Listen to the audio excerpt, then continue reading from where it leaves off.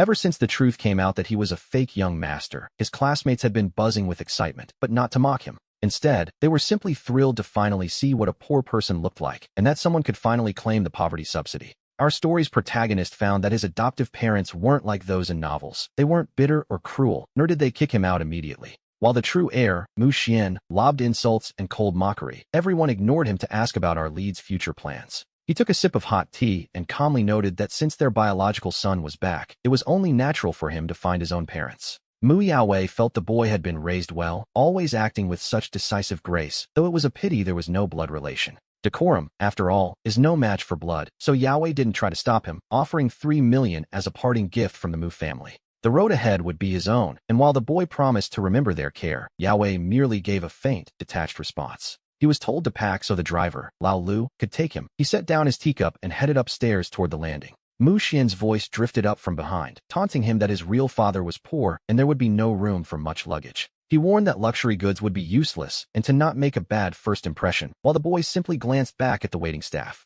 He told them to throw away everything he wasn't taking, leaving Mu Xian standing there in a state of complete disbelief. To be honest, those were all limited edition brands worth a fortune. Throwing them away was practically the same as burning money. He found the whole situation rather amusing as he went upstairs and grabbed a small backpack, packing only his ID and phone. He took nothing else, leaving the Mu residence without a hint of regret, and soon the car dropped him off at an old, weathered apartment complex. He checked the house number and, once confirmed, knocked on the iron gate, looking into the weary eyes of the woman who answered. He knew instantly this was his biological mother, and with a gentle smile, he told her he was likely her biological son. Mother Yi stood there completely stunned as they stared at each other through the iron gate, until he politely broke the silence. He asked if they could talk inside, which finally snapped Mother Yi out of her daze as she hurried to open the gate and welcome him. She handed him a glass of warm water, her expression stiff with nervousness, and he took a quiet sip to put her at ease. He offered a simple explanation for the mix-up. Mu Xian was the biological heir of the Mu family, while he was their own son. Father Yi and Mother Yi had long suspected this might happen, but looking at their elegant, refined biological son, they couldn't help but feel a bit overwhelmed. At this moment, they became visibly uneasy, though he had already studied the Yi family records and had a general understanding of every member. He calmly asked if they had any questions for him, though to be honest, this reunion felt more like a formal business negotiation than a family meeting. Mother Yi nervously asked what he would like to eat, and with a gentle smile, he replied that he didn't have any particular cravings. Mother Yi glanced at Father Yi before deciding to head to the market, telling him to call Zishi and the others to come home immediately. Hearing the iron gate rattle outside a short while later, he stood up and walked out of the room to see who had arrived. And so, we see him meeting his biological siblings for the first time. With a warm, gentle expression, he introduced himself as Mu Chun. Hearing that deep, pleasant voice, Yi Shiwei felt a slight tremor in her heart as she met his gaze in complete disbelief. She asked if he minded how cramped and worn the house was, and seeing his calm demeanor, Shiwei felt her heart settle just a little. She seemed to be avoiding direct conversation with him, so he sat on the small sofa with Father Yi while the other three sat cross-legged on the floor. The space was undeniably crowded, and Father Yi let out a heavy sigh, noting that he could clearly see the family's difficult situation. Since the apartment was less than 60 square meters, Father Yi suggested renting a separate room nearby for him to stay in. He even offered to pay for his monthly living expenses, but Mu Chin simply looked at him with a calm gaze and asked if he wasn't welcome at home. Father Yi quickly explained that wasn't it at all. He was just afraid the boy wouldn't be used to this life. Once granted permission to stay, Mu Chin's mood brightened. He looked quite pleased as he told them that if they didn't mind, he would be living at home with them from now on.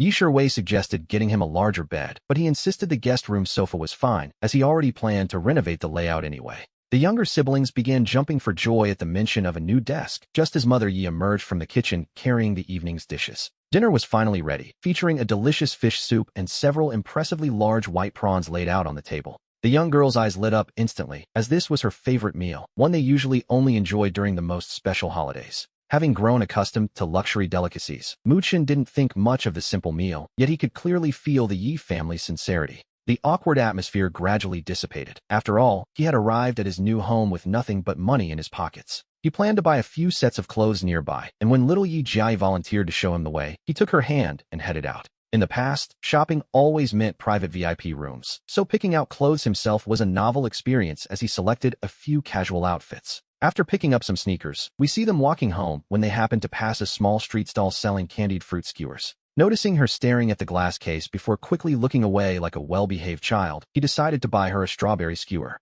With the treat in hand, Yi Jiayi's face lit up with pure joy as she giggled and held it up high toward him. She insisted her big brother take a bite, but he gently explained that he didn't particularly care for sweets. She happily calculated that there was exactly one piece for everyone: herself, her sisters, and their parents. As he led his sister back to the complex, he spotted Yi Zishi from a distance, rummaging through a tattered cardboard box for an old doll. Hearing footsteps, Zishi hurriedly hid the doll behind his back, watching nervously as Mu Chun approached him step by step. Mu Chun's expression remained perfectly calm, while Zishi lowered his gaze like a child who had been caught doing something wrong. He slowly brought the doll back out, mentioning that Mu Xian, the boy who had lived here before, used to love this toy. He used to sleep with it every single night, and Zishi hadn't expected him to simply abandon it like this. Mu Chun remarked dryly that the doll wasn't the only thing the other boy had abandoned, a comment that struck a chord deep within Zishi. Sometimes pain is the only way to wake someone up, he thought, before telling Zishi to just take the doll back if he wanted it. Zishi threw the doll back into the box with a bitter smile, while nearby, an old electric fan creaked rhythmically in the night air.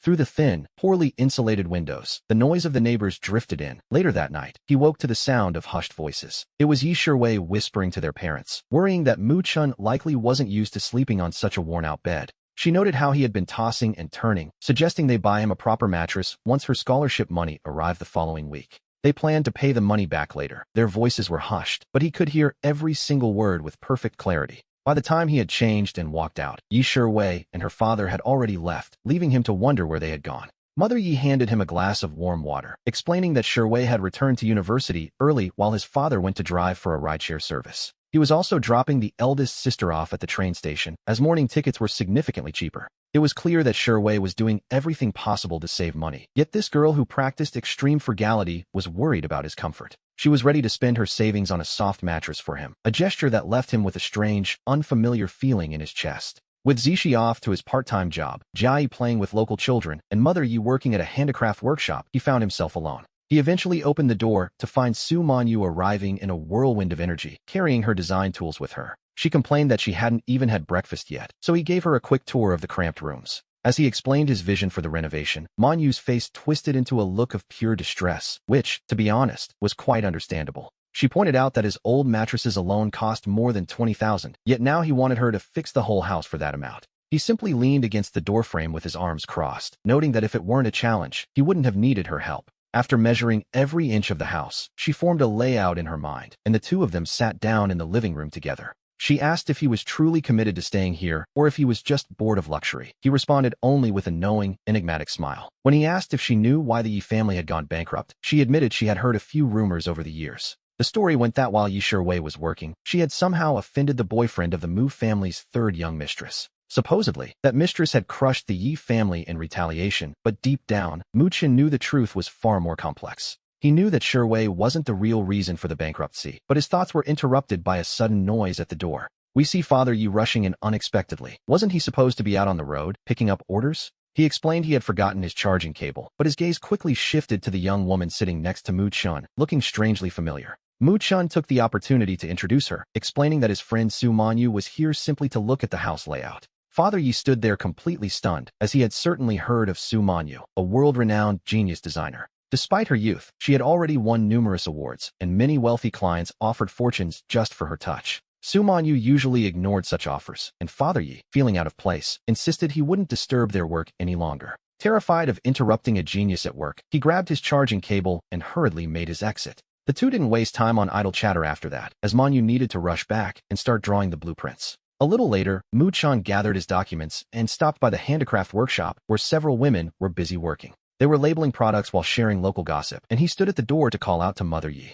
She gave him a gentle, kind smile before he headed out, navigating through the crowded intersections of the vegetable market. We see a black McLaren parked at the curb. Mu Chun pulled open the back door and sat beside a woman with soft, warm eyes. From the moment she had spotted him in the distance, her gaze hadn't left him for even a second. He felt a sense of ease wash over him and allowed a small, faint smile to play on his lips. Lu Ruyan let out a meaningful, knowing hum, the kind of sound that suggests she knew exactly what he was thinking. He found himself speechless and slightly amused by her reaction, which was quite typical for her. He reached out and gently poked her palm with his fingertip, a small gesture of familiarity between them. Leaning his head against Ruyan's shoulder, he listened to her soft, low voice and felt his entire body finally relax. His own voice grew fainter as he mentioned that Manyu had seen the layout and renovations would begin tomorrow. She noted that he was as fast as ever, suggesting that if he couldn't sleep well there, he should stay at her place tonight. When no answer came, she tilted her head to look at him, only to find that he had already fallen into a deep sleep. She smiled helplessly and told the driver to raise the temperature as the scent of citrus drifted through the quiet cabin.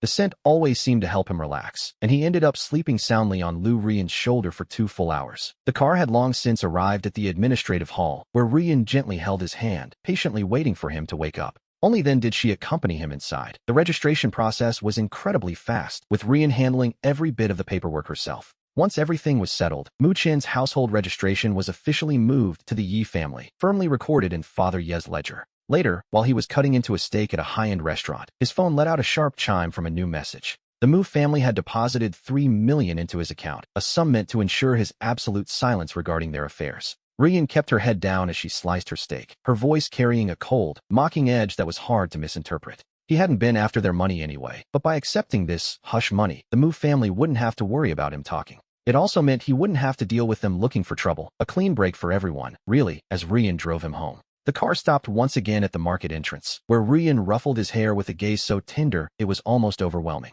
She waited until he had turned and disappeared into the market before finally signaling the driver to pull away. When he returned to the old apartment complex, Yi Zishi had just finished her part-time shift, and he quickly sat down for dinner. He had never tasted pickled fish like this before. The fillets were incredibly tender, and the greens were perfectly crisp and refreshing. The spicy and sour flavors were so appetizing that, for the first time in 17 years, he felt truly and completely full. He even finished 2 bowls of the fish soup, bringing a bright, joyful smile to Mother Ye's face as she promised new recipes. Zishi then mentioned that she had called the 11th middle school earlier that day to check on some details. She told him that if he was willing to transfer there and continue his studies, there was an opening available. It just so happened that he could take the spot vacated by Mu Xian, a detail Zishi shared with a bit of hesitation. She was being incredibly careful with her words, terrified that mentioning Mu Xian or the transfer might upset him or ruin the mood. Mother Yi looked down and bit her lip, admitting that their family's finances simply couldn't support his continued education at Donghua. Mother Yi whispered that she and Father Yi had truly failed him, though he might find the family's logic a bit hard to follow.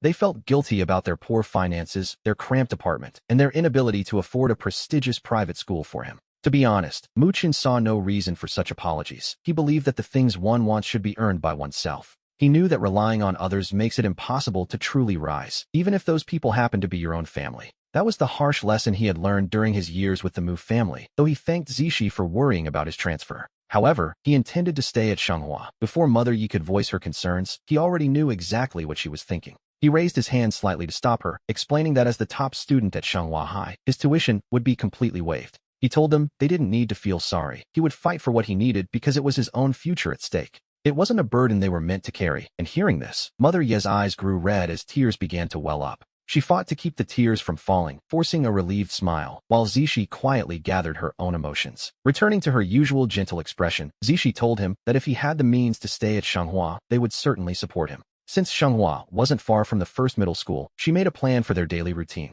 She promised to pick him up after school every day. Then, after dinner, Zishi headed into the kitchen to wash the dishes. We see Mu Chen return to his room to study, and then we move to the following morning after the family finished breakfast. As they prepared to head out for work and school, it turned out he had called Lu Rian the night before to borrow a driver. The car was already waiting at the intersection. After waving goodbye to Mother Yi, the 3 siblings walked over to get in. Zishi froze when she saw the vehicle they were about to board, while Mu Chen took a quick glance at the Toyota logo. He had specifically asked Rian for her cheapest car, but apparently, her idea of cheap was the latest model Alfred. For someone like Rian, it was a budget option, but compared to the Yi family's battered second-hand car, it was a different world. The luxury of the van was almost absurd in this neighborhood, leaving Zishi to ask in complete disbelief if this really belonged to his friend. Zishi wondered aloud if he was still the young master of the Mu family, given he could call for such things even after leaving. Mu Chen remained perfectly calm, though he felt a quiet sense of helplessness regarding Lu Rian's extravagant arrangements. The Yi siblings settled into the back, and he asked his sister to send him the address of her part-time job. As Zishi snapped out of her daze, the driver pulled away smoothly while Mu Chen began texting Rian on his phone. He asked if she had just bought this car, noting that the trip to the city center would take over an hour. She replied that she worried he would be uncomfortable on a long ride, and besides, she could use it for errands herself. He stared at the screen and said no more, even though he knew perfectly well she had bought it specifically for him. After dropping Zishi off at the Western restaurant, the car returned to the road with a steady, quiet hum. They headed straight towards Donghua High School, and we returned to the house that evening just as dinner was being served. The family gathered around the table to chat. To be honest, the last few days had felt somewhat magical for the Yi family. First, the internationally renowned designer Su Man-yu had actually agreed to handle their home renovations. Then, they were getting to know their son again, seeing how he remained unfazed despite returning to such a humble home. It was clear his confidence never relied on the Mu family name, but rather on his own formidable inner strength. After finishing dinner, Mu Chen showered and went to bed early, leaving the Yi couple alone in the living room. Mother Yi sat in deep thought for a long time, looking as though she had finally reached a difficult decision.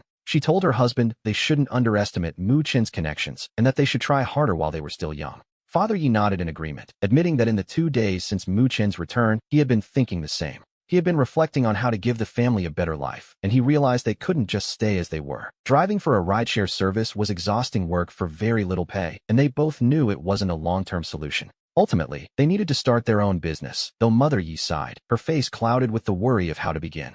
However, business wasn't exactly booming these days, and Father Yi held his wife's shoulders tightly. His voice carried a newfound strength as he told her that since they succeeded once, they could certainly do it a second time, though they needed to study the market first. He knew a steady start required research. The next morning, Father Yi prepared to take Zishi to school. We see that Donghua, the elite private school Mu Chen attended, was just across from Zishi's middle school. The siblings decided to take the bus together, as the station wasn't far from their neighborhood. There were plenty of empty seats when they boarded, and Zishi swiped her card twice for their fares. She shielded him as they moved to the back, while he found himself staring at the card on her back. It was, quite literally, his first time on a bus, and he found the little card surprisingly convenient. He asked where he could get one for his own bag, which made Zishi fall silent for a moment. She unclipped it and handed it over, explaining that he should use hers while he waited to get his own. When he asked how she would travel, she simply noted that she could use her phone to scan in. Zishi smiled warmly. Seeing his genuine curiosity about the card, she was happy to let him have it. He hung it on his backpack as the bus began to fill up with the morning crowd. Aside from students and workers, there were many elderly commuters out early to hunt for grocery deals. The carriage soon became cramped, and the morning air grew heavy and stale in the crowded space. A faint, sour smell of sweat filled the air, a scent the old Mu Chen would have absolutely loathed. He used to refuse to rub shoulders with the public, but Zishi noticed her brother looked quite different now. He sat quietly by the window, letting the breeze ruffle his hair as the city blurred past. Watching his bright eyes take in the world, Zishi felt her overly mature brother finally looked his age. In truth, he had a rather endearing side to him. Now, bus drivers in this city are known for their aggressive driving style. To ensure the students weren't late, the driver reached the school stop in just 40 minutes, a record time, one might say. The stop was right at the entrance of the city middle school, but Zishi insisted on walking Mu Chen to his gate personally. With time to spare, the two strolled leisurely while luxury cars sped past them one after another. Occasionally, someone would roll down a window to shout a greeting, and Zishi felt a quiet sense of relief. It seemed her brother's social life was doing just fine. She had worried that once people knew the truth about his identity,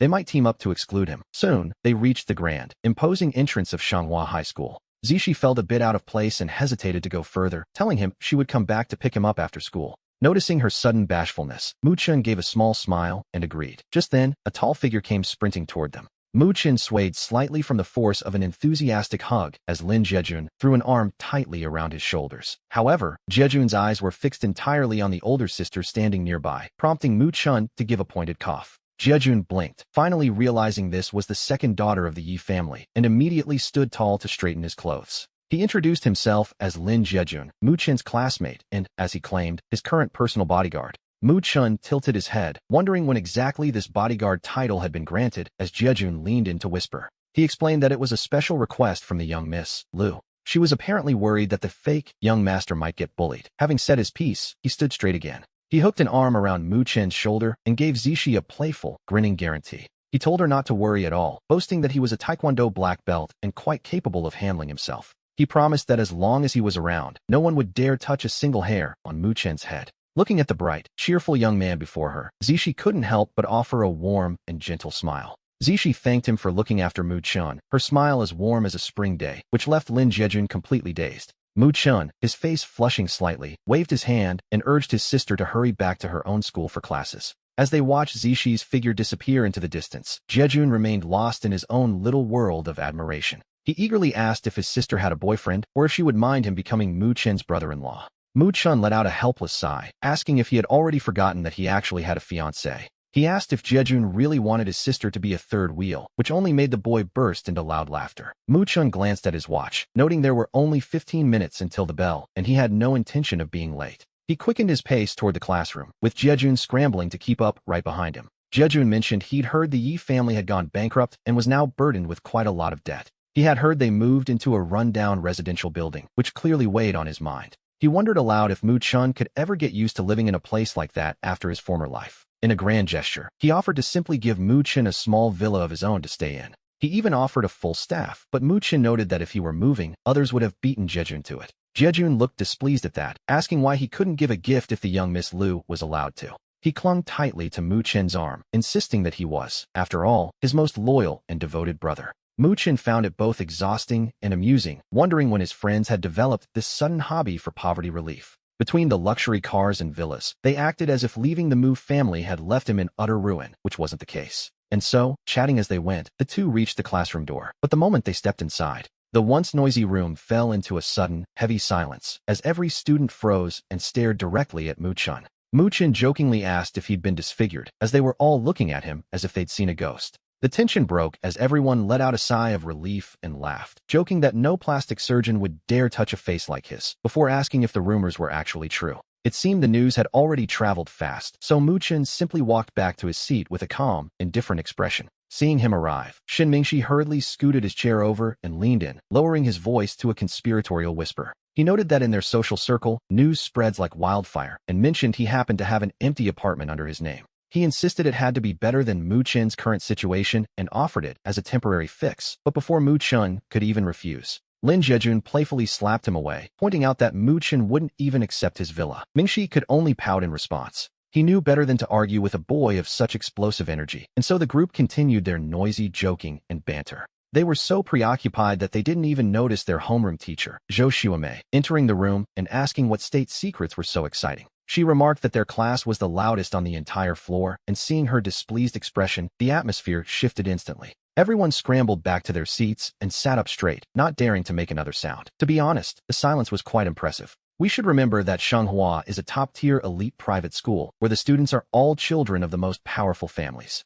And yet, they aren't so different from ordinary students. They still fear strict teachers and dread getting a permanent mark on their records. The outside world often assumes these elite students just waste time flaunting wealth, but that is a bit of an exaggeration. In reality, their academic burden is far heavier, as they must master the standard curriculum alongside much more demanding subjects. They are expected to study economic management and equestrianism, as the founders of Donghua were among the highest levels of the elite. The school enforces extremely strict rules regarding conduct, and any sign of disrespect toward a teacher is dealt with severely. The consequences aren't just for the student. Such a mistake could lead to a very harsh punishment that echoes far beyond the classroom. It could even impact their family's business interests. Teacher Zhou told them she'd let it slide since it was only the first day. She warned them to be smart during their final year and stay out of trouble, asking if they had all understood her clearly. The students shouted their understanding in unison, just as she announced that a new transfer student would be joining their class this semester. She invited a student named Mu Xian to join them, and we see the expressions of the students instantly turn quite strange.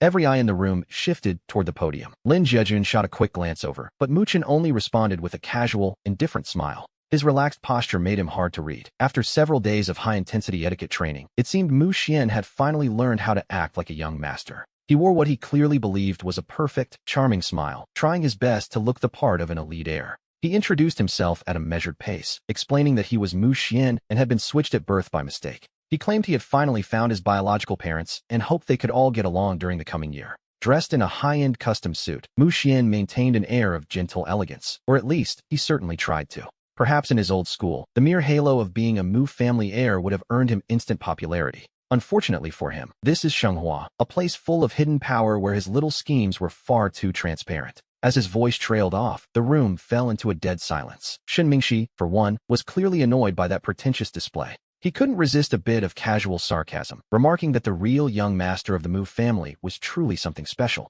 He noted how Mu Xian had barely returned to the family before managing to kick Mu Chun out of the house entirely. Mu Xian's eyes flickered with a momentary tremor before he habitually slipped into his role as the innocent, misunderstood victim. He lowered his gaze, looking as though he were struggling with deep internal conflict for a long, dramatic moment. Suddenly, a sharp shout echoed through the quiet classroom. Mu Xian turned his head in a panic to see where it came from. He found himself facing a furious Lin Jejun, while Mu Chun sat nearby, watching the drama unfold with an amused smile. Teacher Zhou Xuemei frowned in displeasure, staring at Lin Jiejun, who had slammed his desk and sternly told him to sit back down. Mu Xian suppressed a tiny, satisfied smirk, clutching the hem of his shirt as if he were the one suffering a great injustice. He softly mentioned his adoptive parents' financial struggles, suggesting it was only natural for his brother to feel such deep resentment. However, Zhou Xuemei didn't step in to defend him. She simply reminded them that this was a school of strict discipline. She reminded them that she was responsible for their conduct, as Shenghua students were destined to become leaders of their industries.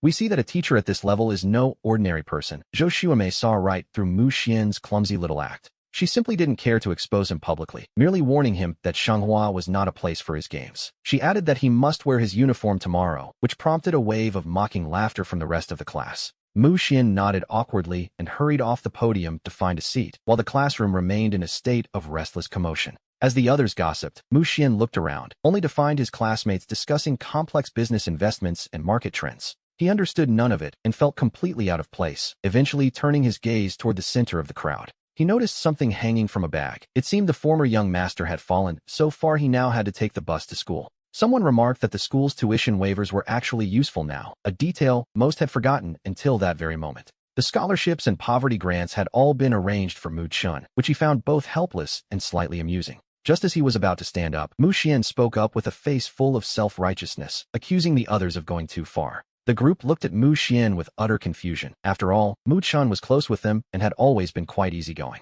They were just joking as they always did, and Lin Jiejun honestly thought Mu Xian was acting like he had some sort of mental affliction. He had no desire to deal with this real young master, who was now busy telling Mu Chun how hard poverty must be for him. Mu Xian suggested that since Mu Chun couldn't handle the Yi family's lifestyle, he could go beg his own parents for mercy. He claimed that if Mu Chun just bowed his head and apologized, they would let him return, acting as if he were being incredibly thoughtful. In any other setting, people might have seen Mu Xian as kind, while viewing the fake young master as ungrateful and stubborn. However, the air in the room suddenly went still as everyone stared at Mu Xian in silence, as if watching a bizarre performance. It was as if they were looking at a strange new species. After a long pause, Lin Jiejun turned to Mu Chun with a puzzled expression. He asked quite bluntly if Mu Xian didn't feel embarrassed, because he was certainly feeling embarrassed on the boy's behalf. The crowd couldn't help but burst into laughter at that. To be honest, the words were incredibly awkward to hear. Mu Xian insisted he was only looking out for him, claiming the Yi family was bankrupt and couldn't provide a good life. He went on to say their parents were actually wonderful people who were simply acting out of temporary anger. He accused Mu Chun of being heartless for taking the money and leaving, urging him to apologize so he could return home. Mu Chun could only offer a speechless smile. Having lived with the Mu family for 17 years, he knew them far better than Mu Xian did. They hardly cared for their own flesh and blood, let alone an adopted son, and yet, Mu Xian claimed Su Manyu was designing a room for him. Mu Chun found this news quite surprising, while Mu Xian merely lowered his eyes with a sweet, satisfied smile. He claimed he had tried to decline the offer, but his parents insisted they had neglected him for far too long. They were determined to make it up to him, even demanding the best designers to renovate the space. They wanted everything exactly to his liking, he said, just as Mu Chun placed his phone on the table to reveal the truth. The secret was out. An irritable roar erupted from the phone, dismissing everything Mu Xian had said as pure nonsense. The voice on the other end demanded to know when they had ever agreed to a design, specifically calling out Mu Xian by name. The designer had told him to get lost the day before, wondering if the boy simply couldn't understand plain speech. Mu Xian had apparently been flaunting his status as the Mu heir, trying to bribe the designer into silence. He had even threatened that the Mu family was not to be trifled with, but the designer clearly didn't care for his money. He didn't care what family the boy came from. No one was going to bark orders at him and get away with it. The man was furious that Mu Xian was spreading rumors and damaging his professional reputation. As the voice on the phone grew even more heated, Lin Jiejun decisively ended the call and gave Mu Chen a knowing look. Mu Chen responded with a smile and a thumbs up, knowing that everyone in this room was far too sharp to be fooled. They all understood the game. At Shenghua, students weren't just there to study, but to build the connections that would define their futures. They knew that building relationships with valuable people now would be crucial for inheriting their family businesses later. To them, it didn't matter who was genuine or fake. What truly mattered was whether a person held any real value. Anyone at the top of their class was a future titan of industry, making this the perfect opportunity to network. While they might respect the Mu name, they realized that if Mu Xian were ever separated from his family, he would be nothing. No one initially held a grudge against Mu Xian, and they were happy to be friendly for the sake of the Mu family's power. However, he had been far too impatient. They had only remained silent because they didn't want to waste time on someone useless. But since Mu Xian insisted on pushing his luck, they couldn't be blamed for the cold, awkward atmosphere that followed. Mu Xian's face turned pale as his eyes reddened with a look of aggrieved self-pity, making him appear quite pathetic. Of course, where there is support, there is also resentment. Lin Zian suddenly stood up, feigning a sense of injustice. He demanded to know if they thought it was fun to make a fool out of someone in such a cruel way. He argued that Mu Xian was simply worried because the Yi family was bankrupt and only wanted to help Mu Chun. As he asked why they were excluding him, the others looked on, seeing right through Lin Zian's little performance. Lin Zian acted angry, but deep down he was thrilled. After all, he had always been overshadowed by Mu Chun. With the Yi family's sudden bankruptcy, he finally saw a chance to gain the upper hand and began putting on airs. It was a chance to finally best his rival, and befriending the Mu heir was a perfect bonus. Mu Xian looked up in surprise. He played his part well, masking his embarrassment with a look of gratitude toward Lin Zian, who returned a gentle smile. Lin Zian's eyes were filled with a staged tenderness, acting as if he truly considered Mu Xian a dear friend. And then, a sudden knock at the classroom door caused everyone to turn their heads in unison. A man walked in, ignoring the tension, and simply stated he was there to deliver something to the young master. Despite his earlier bravado, Lin Zian didn't dare utter a word of protest in front of the school's future elite. But the woman before them, Lu Rian, was already someone who could stand on equal footing with their fathers. Mu Xian quietly sized her up. The young woman wore simple, clean clothes. Her skin was pale, and her face was stunning, radiating an air of refined elegance. A deep red Bodhi bracelet adorned her wrist, and as she passed by, the faint scent of chamomile lingered in the air. Mu Xian was deeply shaken. While the Yi family daughter's beauty had always been the center of attention, seeing this girl changed everything. She felt Yi Zishi couldn't even compare, though since the girl was dressed so simply, she assumed she was just a delivery runner. Mu Xian had no idea, of course, that Lu Ruyan's simple outfit and those low-key accessories were worth a fortune. That Bodhi bracelet alone was worth a villa in Binhai, prompting Shin Mingxi to chime in with a playful joke. He asked what could possibly be important enough to make Lu Ruyan run an errand, as her gaze fell directly on Mu Chun. She made no effort to hide her favoritism, jokingly calling herself the young master's exclusive personal assistant. She claimed even a single leaf had to be delivered to his hand personally, causing the crowd to erupt in laughter and teasing. Neither Lu Rian nor Mu Chun felt awkward, remaining perfectly composed as the nature of their relationship became clear to everyone. They were childhood sweethearts, and since they both understood each other's hearts, there was really nothing to hide. They hadn't officially started dating, yet only because the time wasn't right, preferring to focus their energy on their careers for now. Lu Rian placed the documents on Mu Chen's desk, and we see the crowd immediately gather around in genuine amazement. As they crowded in to see the commotion, they noted how beautifully the project proposal was crafted, praising Mu Chen's extraordinary work. It seemed this year's spot was destined for him, as this plan scored far higher than the rest. Mu Chen simply smiled in silence.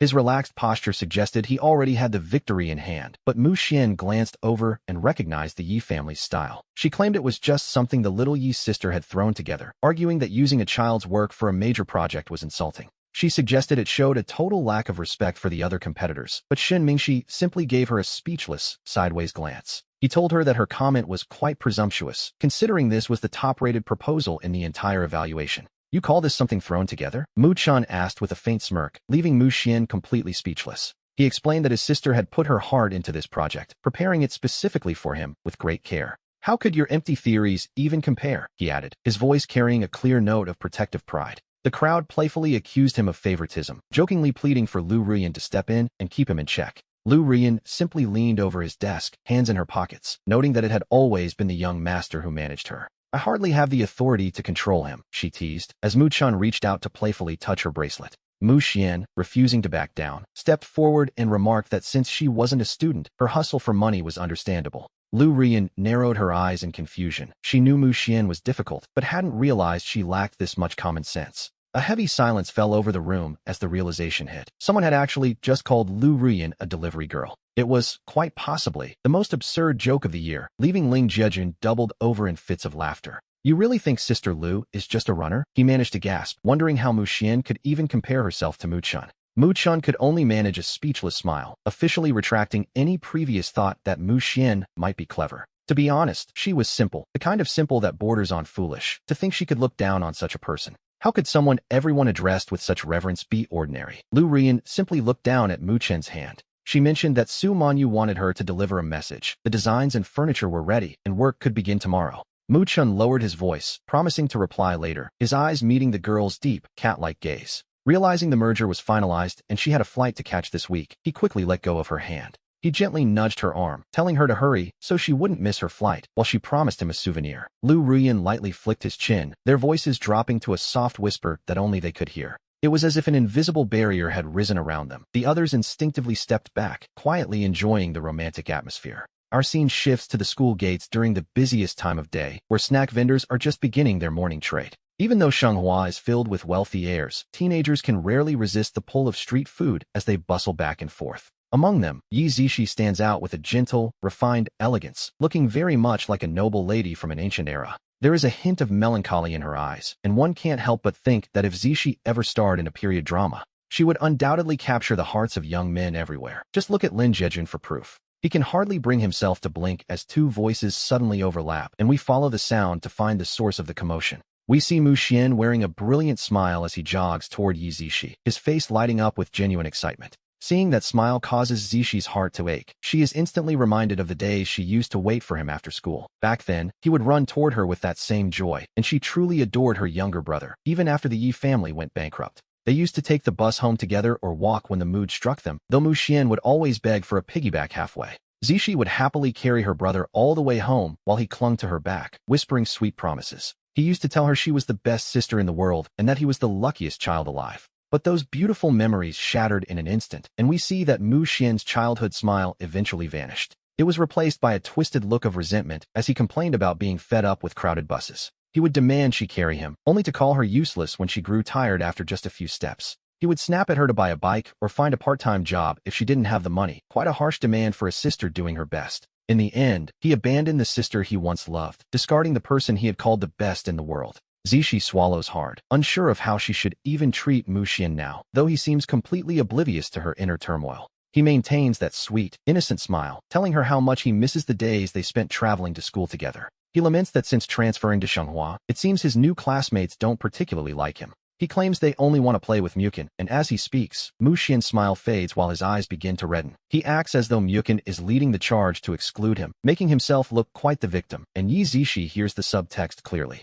Recalling her time with Mukin over the last few days, a rebuttal almost escapes her lips. Mukin simply isn't that kind of person. She knows he wouldn't be so petty. Despite being raised in a wealthy family for 17 years, he is remarkably easygoing and generous. He never once complained that the Yi family home was too small or the bed too hard. In fact, he even praised Mother Ye's cooking. He would buy sweets for the younger sister and focus entirely on the family's needs. To be honest, he has behaved perfectly. He was so good, in fact, that Zishi felt guilty that she couldn't do more for him, as he was the one constantly looking after her. Mu Xian's face freezes instantly. He had assumed that once Mukin left the Mu family and saw that dilapidated house, his true colors would show. He expected all the spoiled tantrums of a young master to erupt, yet here was Yi Zishi, having a wonderful impression of him. It seemed that in just 2 or 3 days, she had forgotten the brother she lived with for 17 years to accept Mukin instead. Hearing Zishi's defense of the newcomer, Mu Xian stands stunned, while Mukin simply lets a small smile curl at the corners of his mouth. Mukin wonders aloud why young Master Mu is going around claiming sisters, his bright eyes narrowing with a hint of sharp danger. He suggests that perhaps Mu Xian just enjoys stealing other people's sisters, and with that, the gloom over Zishi finally clears away. A gentle smile returns to her lips as she stops giving Mu Xian even a second glance, while Mukin's eyes flicker with a hidden light. His lips curve into a soft, satisfied arc as we watch the two siblings walk away together, leaving the past behind. A thick fire of jealousy erupts in Mu Xian's eyes as he watches them talking and laughing. After all, that life was supposed to be his. Mu Xian grits his teeth and clenches his fists so tightly that his nails dig into his palms, though he is too angry to feel the pain. His breathing grows heavy and ragged, and it is only after their figures disappear from sight that he finally snaps back to reality. He tells himself he already has everything he ever wanted, currently enjoying all the luxury and prestige the Mu family provides. They are just a bunch of paupers to him now. He is the true young master of the Mu family, and he has a luxury villa to prove it. The resentment in Mu Xian's heart suddenly vanishes, replaced by a smug grin as he haughtily barks an order at Sun Shun. He demands to know why the man is just standing there instead of making tea, and Sun Shin bows slightly in response. We see that whenever the master and mistress are away, the servants must tread carefully, hardly daring to breathe around the young master. If the slightest thing displeases him, a scolding is inevitable. If the tea isn't perfect, he makes them replace it immediately. If the food isn't to his liking, the chef must start over, a sharp contrast to Mukin, who never once lost his temper. Mukin had at least respected them as human beings, whereas Mu Xian is prone to smashing cups and plates at a moment's notice. It is as if he views them not as staff, but as servants he can order around at will, and his malicious voice rings out again. Sun Shun pushes his thoughts aside and hurries over with the tea. Mu Xian takes a single sip before reacting. A second later, he violently hurls the cup at Sun Shun, who instinctively flinches back but isn't quite fast enough to escape. The scalding tea splashes across his foot, and Sun Shun lowers his head, quietly rubbing his reddened hand in pain. He quickly kneels to pick up the shards, promising to brew another cup, all while the butler watches the scene unfold. The butler adjusts his glasses and steps forward with an elegant, measured pace to speak in a calm tone. He informs the young master that it is time for his etiquette lesson, but Mu Xian glares back at him with pure resentment. The butler's expression remains unchanged as he notes the recognition banquet is this weekend, and the masters insist on punctuality. He emphasizes that no mistakes will be tolerated at the banquet, causing Mu Xian to stand up abruptly in a rage. Mu Xian demands to know who the butler thinks he is, reminding him that he is merely a servant paid by the Mu family. He finds it insulting that a subordinate would dare to command him, especially since Teacher Li is always so strict and cold. That teacher criticizes his every move without any regard for his status. To be honest, it's a wonder he hasn't snapped sooner. He knows they only act this way because they have the backing of Mu Yaowei and his wife, yet the butler simply bows. The butler calmly mentions that the two young ladies will also be returning for the banquet, leaving Mu Xian momentarily stunned. He has heard that the two Mu sisters have quite the temper, but regardless, this will be his first time meeting his biological siblings. Mu Xian knows he must make a good impression. Once he wins them over, he will truly be the young master of the Mu family. Then, no one would dare look down on him again, so he suppresses his rage and resigns himself to the etiquette lesson. In stark contrast to the cold atmosphere of the Mu residence, the small Yi family home is overflowing with warmth. We see the family huddled together in harmony, occasionally sharing food and playfully offering the 2 chicken drumsticks to one another. The children get the drumsticks, the adults take the wing tips, and those in the middle enjoy the mid-wings. Mother Yi smiles as she gives a wing to Zishi, while Mukin and Father Yi each receive one of the prized drumsticks. Zishi seems to be in a much better mood than usual, perhaps because seeing Mu Xian again allowed her to let go of the past. As Mukin looks at the drumstick in his bowl, he feels a rare sense of genuine warmth spreading through his heart. You see, the Mu family is obsessed with table etiquette, seats are far apart, and speaking during a meal is strictly forbidden. Not a single sound is allowed, and the simple act of sharing food from one plate to another is completely out of the question. Furthermore, with the parents often away and the 2 sisters studying abroad, the dining room was usually a very lonely place. The Yi family is entirely different. They share the best they have with one another, which is how a family should be, really. They chat and laugh together, and despite being squeezed into a tiny apartment, the atmosphere remains joyful and cozy. The home is full of the vibrant energy of life, and Mukin realizes that this is what a real family feels like. Mother Yi rubs her hands together nervously, looking a bit embarrassed as she addresses the table. She mentions that since the children are at school and Father Yi is out driving for a rideshare service, she wants to help. She plans to set up a small stall near the elementary school, though she worries her lack of experience might hold her back. Before she was married, she had been a sheltered young woman who only ever helped with the simplest of household chores. She never had to worry about a thing until she married Father Yi, and now she wishes to lighten the family's burden. Back when Father Yi's business was thriving, she had settled into the life of a full-time housewife, never having to worry about earning a living. After the Yi family went bankrupt, she had hoped to find a proper job, but Mu Xian complained that the household chores were being neglected. He insisted she stay home as a housewife, a role that, to be perfectly honest, is far from the easy life some imagine it to be. Her days were filled with endless, tedious physical labor that left her with no free time once the sun finally went down. Seeing her family struggle, she had agreed to handle the logistics at home, but now that Mukin has returned, things feel different. Everyone is filled with a new sense of determination, and she, too, feels the urge to contribute and do her part for the family. Zishi immediately offers her full support, noting that her mother has been cooped up doing chores for far too long. Without anyone to even talk to during the day, Zishi thinks starting a stall is a wonderful idea, a chance to do something truly meaningful. Whether it makes money or not, it would be a good excuse to get out of the house and clear her mind. Father Yi sets down his chopsticks and takes his wife's hand, acknowledging just how much she has sacrificed for them over the years. For the sake of the family, she had never really pursued the things she actually enjoyed doing. He tells her that everyone needs to feel a sense of self-worth, so if she wants to try the stall, she should go for it. Relieved by the family's support, Mother Yi turns her gaze toward Mukin, who has been quietly observing the conversation. After a moment of thought, Mukin suggests that selling stationery might be difficult, as it requires stocking a vast variety of items. The initial cost would be high, and to be fair, elementary school students don't exactly have the largest budgets. It would take a long time to see a profit, but since the school schedule is fixed, we see a better opportunity elsewhere. He points out that the snack stalls near the school are doing quite well, and suggests she consider selling food instead. With several schools in the area, business is almost guaranteed, though the early mornings would certainly be exhausting. She would have to wake up early to prepare fresh ingredients, but Mukin's approval makes Mother Yi beam with joy. She doesn't mind the hard work, but she worries that her simple home cooking might not be fancy enough for a snack stall.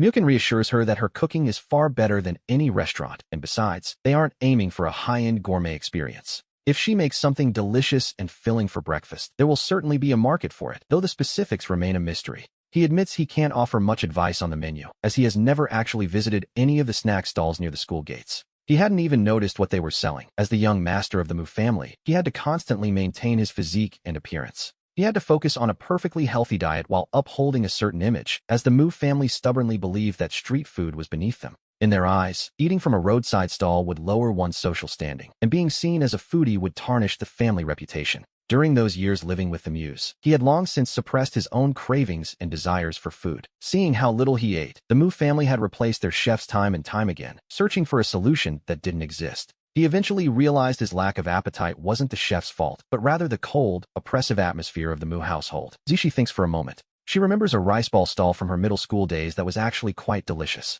Since it seems no one is selling rice balls at the school gates now, she is certain they would have plenty of business. The couple shares a look, and we see that they both find this suggestion rather promising. Mother Yi decides to buy the ingredients tomorrow to practice, telling the children they will be her official taste testers. She has never felt quite this excited before. The mere thought of earning money and contributing to the family fills her with purpose. She feels energized, but Father Yi raises a crucial point. If they're going to sell rice balls, they might need a custom stall cart. He recalls seeing other street vendors, most of whom have specially designed carts for their business. These carts have a specific place for every ingredient, making the entire process clear and organized. Zishi suddenly remembers that the old stall used a steamer to keep the rice balls warm. However, she suggests they could use a wooden bucket instead, tightly covered with a layer of non-woven fabric. The heat retention should be excellent, and Father Yi, delighted, slaps his thigh and promises to ask his fellow drivers about it tomorrow. The conversation shifts to the most important detail, where to find the ingredients and what exactly should go inside their rice balls. They decide to buy materials tomorrow for a trial run, and Zishi immediately begins clearing the table with newfound energy.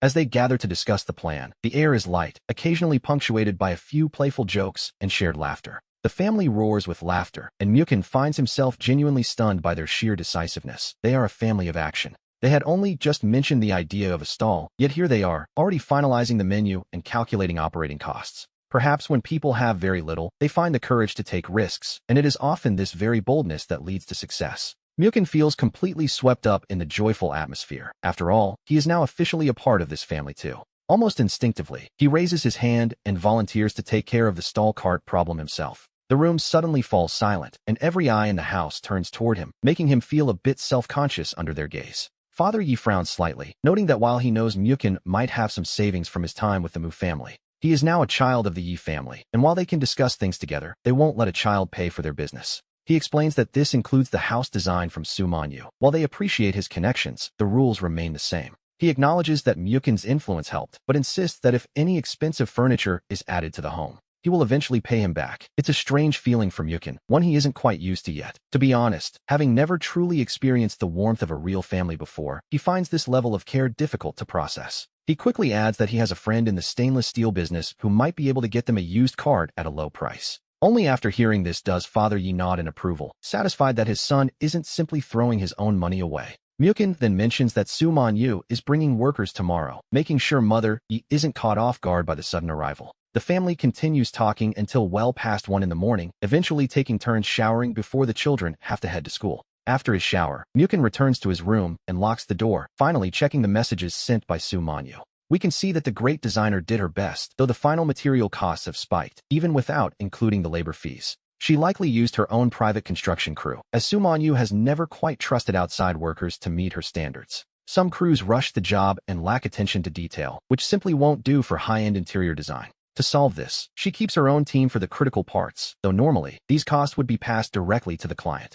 It's a way to break even, and between friends, a little money shouldn't matter. Mukin always knew Su Manyu had a bit of a temper, but she is loyal to a fault, and her outbursts usually have a reason, like a client having no taste or being utterly ungrateful. In his eyes, that could never be Su Manyu's fault. It was clearly the other person's problem. He transfers the amount on the bill, and just a second later, a message from her flashes across his screen. He pauses at the final sentence and sends a brief reply. Meanwhile, Shun Mingxi mentions the upcoming banquet invitation. His expression is one of pure, unadulterated schadenfreude. He is clearly enjoying the drama. Shin Mingxi understands Lin Jejun's temperament perfectly well, after all. They can openly show their defiance now because they see the Mu family's position clearly. Offending them is no longer a risk. The Mu family has been in business for generations, and their power is not to be underestimated, yet someone dared to provoke them openly. By causing the Mu family to lose face, it's certain that no one involved will escape without consequences. The two Mu daughters are returning to the country, and Shin Mingxi looks at Mukin, instinctively seeking some kind of answer.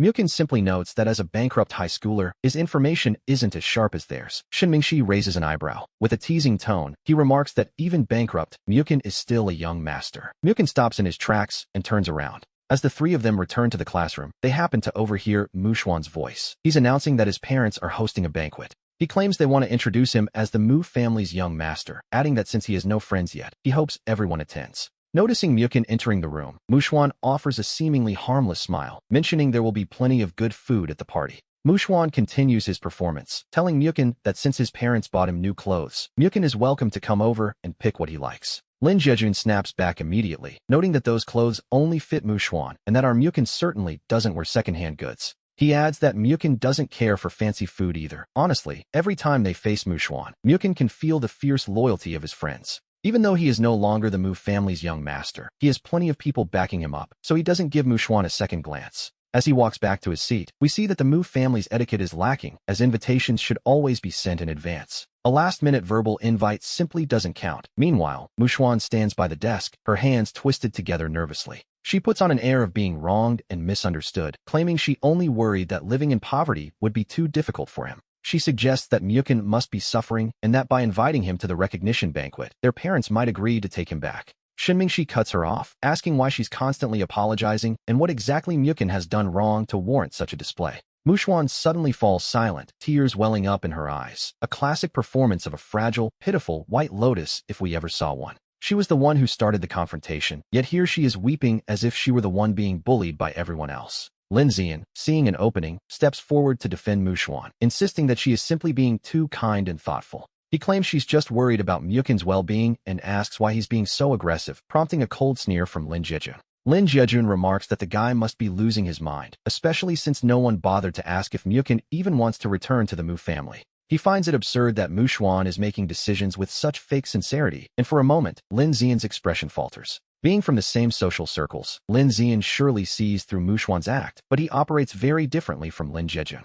Lin Jejun is a rarity in class, a boy from a loving, harmonious home who is already set to inherit the family business one day. Lin Zian, however, has brothers to compete with, meaning the inheritance isn't guaranteed. He doesn't believe in leaving his fate to chance. Because of this, he is actively searching for a marriage alliance, thinking that connecting with the Mu daughters would secure his future. By linking his family to the Muse, he hopes to gain status at home, which is exactly why he chooses to take Mu Xuan's side. To Mukin, Mu Xuan seems quite simple for this circle, but her foolishness makes her easier to control, though he honestly can't be bothered to interfere. After all, other people's plans are none of his business as long as they don't cross him. He knows just how complex high society can be. In fact, he understands it better than anyone else present, and he feels it's better to avoid trouble than to make unnecessary enemies everywhere. One never knows if today's outcast might one day stand at the top of the pyramid. Yes, life has a funny way of turning out like that. We see Mukin finally speak up to break the deadlock, mostly to stop Lin Jejun from offending everyone on his behalf as he looks at Mu Xuan. He makes it clear that everyone can live in peace, but if she dares to cross his bottom line, things will change quickly. He tells her to wait and see if the Mu family can even protect her. Hearing this, the sobbing Mu Xuan feels her heart tremble violently. She looks up at him in utter disbelief, meeting eyes filled with a calm confidence that she simply cannot understand. There isn't a trace of loneliness in him, and since the class continues to defend him, everyone still addresses him with the respect he once had. Now he even dares to speak so boldly, leaving her to wonder who gave him such confidence, especially if Lu Ruyan no longer belongs to him. As Mu Xuan stares at him with searching eyes, Shin Mingxi sits nearby in a relaxed, casual manner, watching the scene unfold. He remarks quite dryly that with a brain like hers, she probably wouldn't be able to figure it out anyway. Mukin can always get back what he needs. His personal connections might not match the Mu family's yet, but if all his resources were combined, even a family at the top of the pyramid might have a day where they slip and fall, a thought that makes Shin Mingxi smile coldly. In this circle, he notes with a hint of mockery, one must first learn how to use their eyes properly before acting. Lin Jejun has no real desire to give Mu Xuan a lecture. He simply wants to prevent her from causing more trouble for them in the future. For once, he doesn't argue with Shin Mingxi's words, while Mu Xuan stands there, nearly grinding her back teeth to dust in frustration. She glares at Mukun until her eyes turn red with anger, before finally turning around and running out of the room in a fit of resentment. Lin Zian gives a hypocritical shout after her, but after being ignored, a faint, knowing smile plays on his lips as he speaks softly. He believes that to gain someone's trust, one must strike when their psychological defenses are at their weakest, all while watching Mukun warily. Lin Zian curls his lip, thinking to himself that he never does anything without a profit. To him, she simply has no value. After that, he strolls out of the classroom to chase after the fleeing Muxuan, finally leaving the room free of those two nuisances. They truly are products of the Mu family upbringing, focused entirely on business and profit, with no room for warmth or conscience. Mukun only got along with them because they were the same age and had known each other for years, building trust over time. To him, the Yi family members are merely strangers related by blood, no matter how long he might end up staying with them. Lin Jiejun is somewhat curious about this. Given Mukin's character and ability, he would likely start his own business after leaving the Muse. Now that he's joined the Yi family, he likely has other plans, but he certainly won't stay there forever. Being a minor makes things difficult, but at 18, he can open his own accounts. Until then, he expects no major changes. He isn't helping the Yi family for nothing, either. As for the renovations, he simply wants to live a bit more comfortably. A young master isn't used to suffering, and he doesn't want to sleep poorly all year. Plus, he hopes to owe the yes less when he leaves. Meanwhile, Lin Zian stands on the 5th-floor corridor watching Muxuan cry behind the rockery, waiting patiently for about 20 minutes. Only then does he slowly walk down, deliberately messing up his hair just as he approaches the rockery to look disheveled. After a few quick exercises to get out of breath, he pretends to run up in a panic, exclaiming that he finally found her hiding there. He claims to have searched for ages. Muxuan looks at him in surprise, admitting she has no heart left for attending classes. Feeling Lin Zian's apparent concern, Muxuan is touched to find that someone is actually standing by her side after all. Suddenly, all the grievances in her heart explode, and her tears begin to fall like broken strings of pearls. She sobs that she only wanted to get along with her classmates, never expecting their prejudices against her to be so deep. Lin Zian gently pats her back, whispering that those people are always like that, blindly following Mukin's every lead. He claims he can't stand their behavior and has no friends in class either, so he offers to be her friend instead. Muxuan's eyes light up with genuine emotion as she nods heavily, letting out a muffled sob, the first kindness she's felt since returning home. Poor Muxuan truly has no one to talk to. The Mu parents are rarely home, and both of her sisters are still living abroad. Aside from a house full of oblivious servants, she has no friends at school, where everyone seems to blindly flatter Mukun.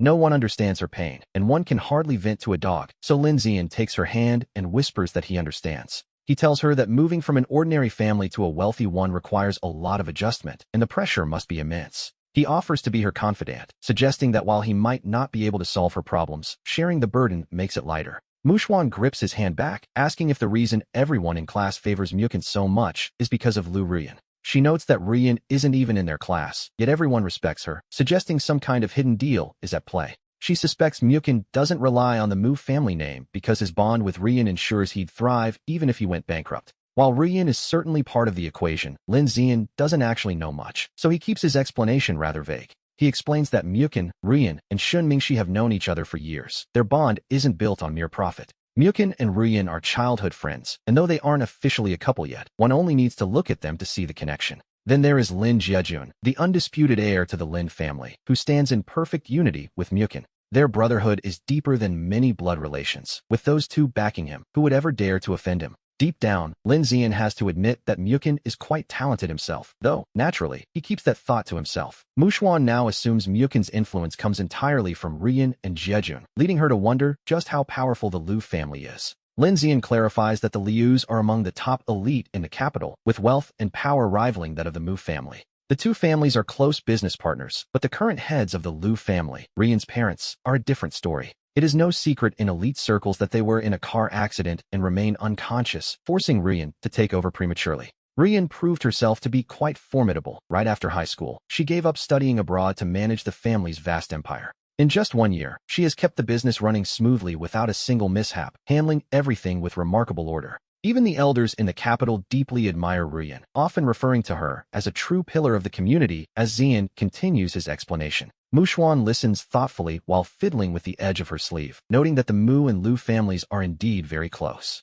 She tells herself that if Ruyan were to become her own fiancé, Mukun would no longer pose a threat to her status. Meanwhile, we return to the old apartment building. Mother Yi is busy making rice balls today, and since there are so many ingredients to buy, Father Yi decided not to take the car out. He stays home to help his wife, but when he sees Suman Yu at the door, he looks quite confused until she steps aside to let him through. He respectfully invites her inside, though Manhwa hesitates for a moment before greeting them with her usual polite, professional air. She glances at the busy figures in the kitchen and raises her voice slightly to ensure she is heard over the sound of cooking. Mother Yi quickly wipes her hands and comes out to greet her, while Manhwa simply waves a hand as if to say there is no need for formalities. The parents exchange a look, both feeling a bit dazed, until Father Yi finally asks what exactly all of this is supposed to mean. This question seems to catch Manhwa off guard, leaving her momentarily stunned by their lack of awareness. Father Ye's mind is practically racing. Replacing all the furniture with brand new pieces would cost a fortune, surely, so Mother Yi grabs his arm to steady him. She tells him not to overthink things since the purchase is already made, and not wanting to waste Manhwa's time, she quickly removes her apron. She places it on the tea table and looks at Manhwa with a kind, motherly smile, trying to make their guest feel welcome. Manhwa speaks very quickly, clearly a woman who doesn't like to repeat herself, which makes Mother Yi nervously rub her hands together. She decides to start by tidying the master bedroom first, as there are fewer items there and it will be easier to clear out. Soon, 3 people are moving furniture downstairs while 2 others begin tearing off the wallpaper as the couple packs away their personal belongings. Manhwa stands by as the supervisor, watching every detail with an eye that would make any contractor nervous. To be honest, any client hearing her instructions would feel their hair stand on end, and the workers naturally begin to move much faster. The reputation of the nitpicking designer Su Manhwa is certainly well-deserved, and soon the entire house is a whirlwind of renovation. Father Yi lends a hand where he can while Mother Yi returns to the kitchen to finish the rice balls, offering the designer a cup of tea. Mother Yi brings over a cup of tea just as Manhwa is scolding someone with her hands on her hips, though she instantly softens her tone upon hearing her approach. She turns around and takes the cup with both hands, thanking her and insisting that there is no need for such formalities. She explains that she has known Mukun for many years and suggests they just call her Xiao Su, a gesture that makes Mother Yi find her quite polite. She isn't nearly as difficult to get along with as Mother Yi imagined, who then mentions she plans to sell rice balls and is testing them out today. Since she didn't cook a proper lunch, she asks if Manhwa would like to try some, and Manhwa doesn't hesitate for a single second to accept. Admitting she is actually quite hungry, Manhwa watches as a smile spreads across Mother Ye's face while she glances at the busy workers. Mother Yi suggests letting them rest for a moment, asking if so many people would be a bother, but Manhwa quickly assures her it wouldn't be at all. In fact, she wants more people to give their opinions, so Manhwa tells everyone to stop working for a break since Mother Yi offered. She tells them to eat something before continuing, while Mother Yi heads to the kitchen to bring out several different flavors of rice balls. She cuts them all in half so everyone can have a taste and offer feedback, even though Manhwa hasn't even taken a bite yet. Just looking at the fillings is enough to make her start praising them, noting that most places outside only use frozen ingredients these days. It's rare to see someone use fresh ingredients like this, and after tasting one, she gives a big thumbs up and declares it truly delicious. She practically praises Mother Yi to the heavens, providing plenty of emotional validation while the workers also enjoy their meal. As the workers return to their tasks, Mother Yi asks Manhwa to sit for some tea, sensing that the young woman has something on her mind. Manhwa sits down and asks how she first met Mukun, noting that while Mukun is young, they have known each other for a long time. She mentions they have known each other for about 10 years now, which causes Mother Yi to give a thoughtful, quiet response. After a moment, Mother Yi admits sheepishly that since Mukun returned, she has felt a certain sense of distance between them. She asks if Manhwa can share more about Mukun's life and habits, and it's at this moment that Manhwa finally understands the situation. Mukun stayed with the Yi family for her own reasons, yet the family has truly come to care for her as one of their own. However, having never experienced family affection growing up, her personality remains cold despite her outward attempts to appear easygoing. There was a deep chasm between Mukun and her true family, leaving Mother Yi wanting to show care but having no idea where to even begin. Manhwa let out a soft sigh, sensing that the Yi parents were truly good people, despite her earlier fears that Mukun might suffer here. She began to share what she knew about Mukun's past, specifically back when she was still living with the Mu family. Her adoptive parents hadn't paid her much attention, and while Mother Yi heard she was raised alongside the Mu daughters, she certainly wasn't spoiled. Instead, her life was a constant battle of wits and survival, meaning she never truly experienced the warmth of a real home. Naturally, this left her lacking a certain human touch. She had plenty of friends, but they couldn't fill the void left by a missing family. Over time, she became unnaturally steady, possessing a poise and grace that far surpassed anyone her own age. Yet, she lacked the innocence of youth. As the Mu household wasn't a home at all, it was as cold and efficient as a machine. The 3 children raised their all-possessed world-class talents, but to be honest, not a single one of them had a normal way of thinking. They were brilliant, yes, but also deeply flawed, and hearing about the life her child led at the Mu house made Mother Ye's heart ache. She couldn't stop the pain, having assumed her son was happy and well provided for during his time with the Muse. She thought the distance between them came from returning to a poor family, but only now did she realize the truth of the matter. Her son had grown cold because he never knew warmth, leading her to ask what Mukun liked to eat, though Manhwa wasn't entirely sure herself. She had only heard that the Mu family changed chefs constantly, with no one lasting more than 6 months in that house. Later, as school let out, we see Zishi walking home with Mukun, passing neighbors who couldn't help but notice the changes at the Yi house. They asked if the family had struck it rich, wondering why all the furniture was being replaced, which left Zishi completely stunned. He instinctively looked at his younger brother, confused because he thought they were only adding a single desk and adjusting the layout. He wondered why every piece of furniture was being swapped, while Mukun simply blinked, deciding to let Manhwa take the blame for the expensive brands. He told himself it was fine since she knew the suppliers, and at that exact moment, Manhwa let out a sudden sneeze while scolding her workers. She shivered slightly, assuming the dust from the renovation was just too much and that she really ought to wear a mask next time. When the 3 siblings finally returned home, they found workers clearing debris from the guest bedroom while others replaced the kitchen sink. Zishi and Jai stood there in complete shock, noticing a small shoe rack nearby that seemed far too narrow to hold even a single pair. However, once they pulled it open, they realized the shoes were stored at an angle, a clever design that maximized every inch of space. It was incredibly efficient. Despite its small footprint, it had more than enough room for the entire family's footwear. Finally, the shoes were no longer piled under the bed. The worn walls were covered in fresh wallpaper, and the old sofa had been replaced. A matching glass coffee table sat in the center, though the small corner table remained, still holding its familiar vase. Fresh carnations had been placed inside, and the single window in the living room, which once had heavy curtains, had been transformed. It now featured pure white blinds, making the room look much cleaner and brighter as the sunlight filtered through. The warm tones made the space feel incredibly cozy, and as Manhwa stepped out of the guest room, she looked genuinely thrilled to see Mukun. She practically pulled him toward the room, insisting that he come see the renovation, certain that he would be satisfied with the result. Zishi and Jai followed closely behind, eager to see how their own room had changed, but the finished product left them speechless.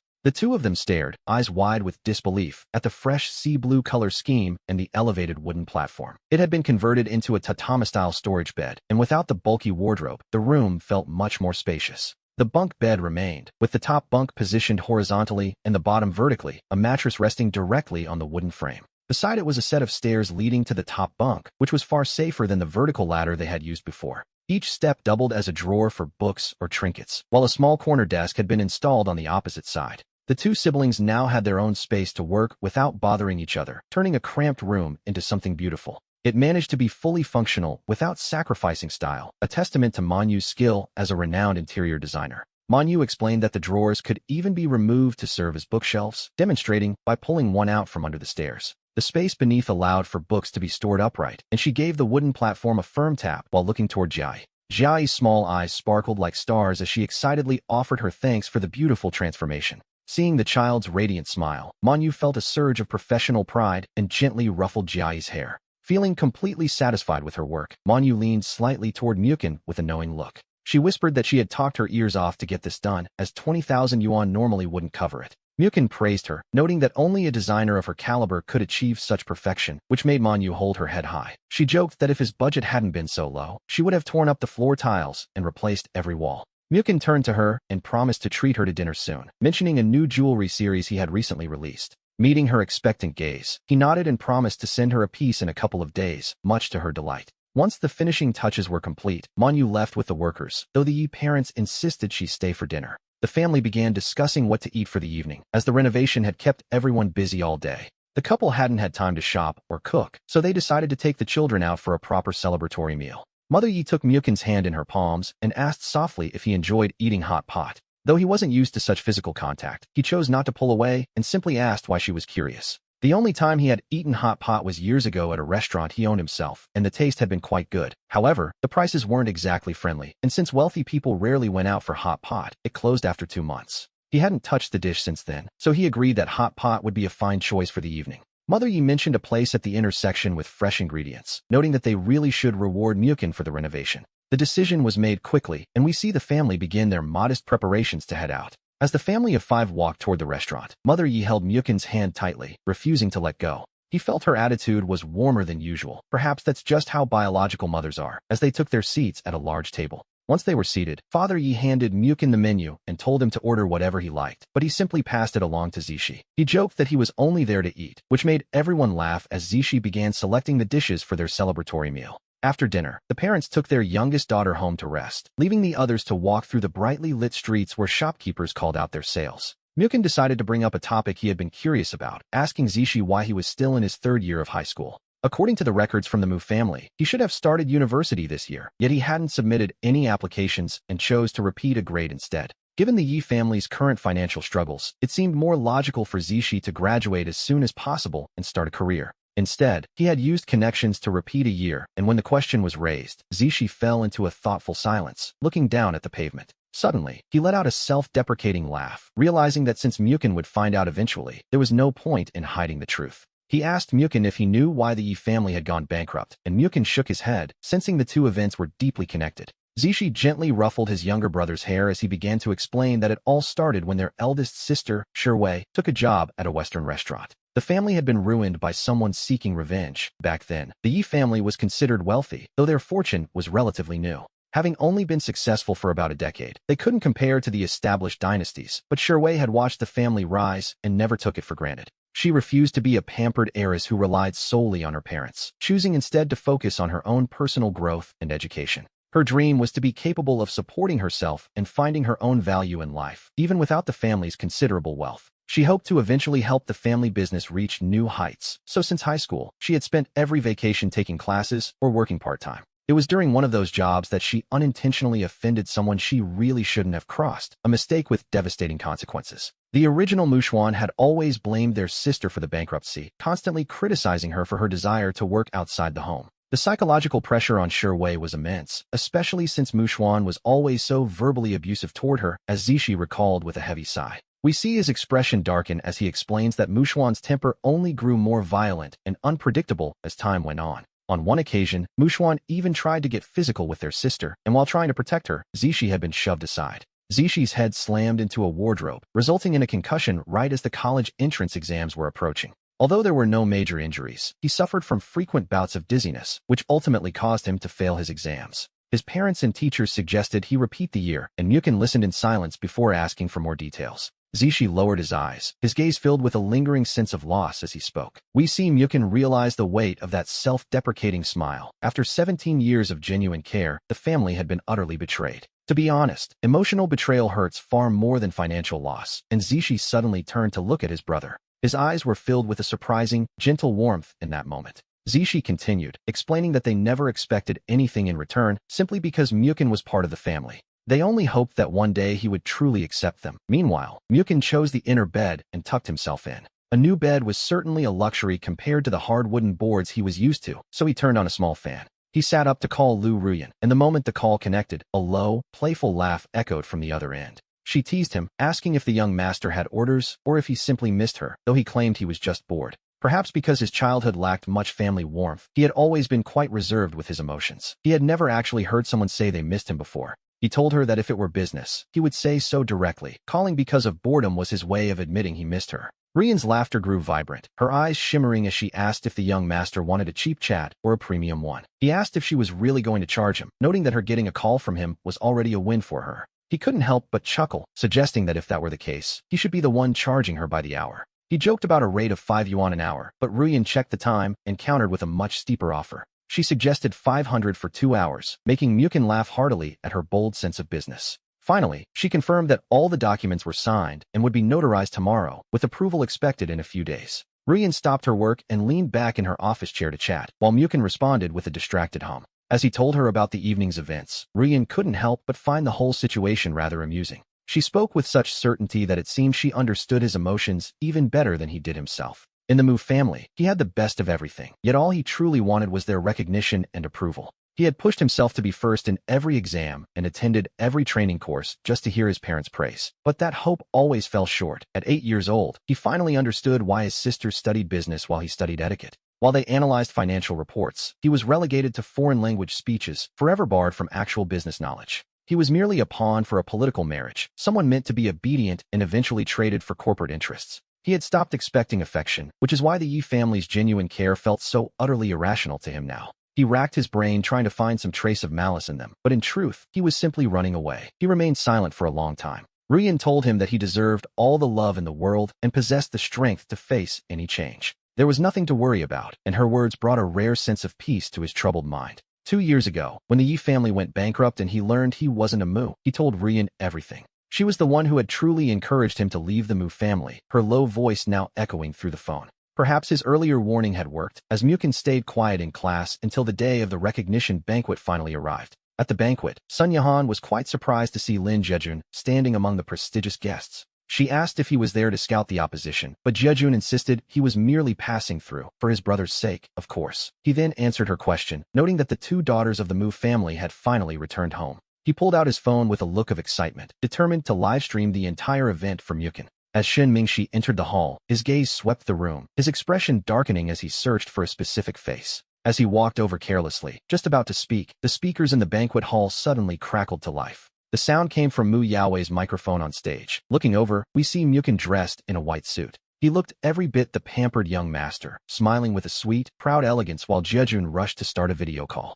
Lowering his voice, Jejun whispered that the real show was about to begin as the banquet officially commenced. He panned the camera 360 degrees around the room, joking that with Mukin's temper, he wondered what his sisters would give him. Deep down, Mukin was certain it wouldn't be anything good as he sat alone at his desk back home. The lamp light reflected off his pale face and bright eyes, a faint smile playing on his lips as he told Jejun he had to go. He mentioned he was going to get something to eat and asked Jejun to record any interesting moments that might happen. Jejun gave a quick gesture to the camera, promising that the mission would be accomplished before hanging up the call. He switched immediately to the camera app and hit record, determined not to miss a single highlight of the evening. On stage, Mu Yaowei delivered a long-winded opening speech while Chun Jingyi stood beside him, putting on quite a performance. They acted as though there were deep bonds of fatherly love and motherly devotion. Finally, Yaowei handed the microphone to Mukin. He prompted the boy to greet the guests, and Mukin began by saying how surprised he was to learn the truth about his parents. It was a perfectly dignified speech, one that had likely been written by a professional for him to memorize, to be honest.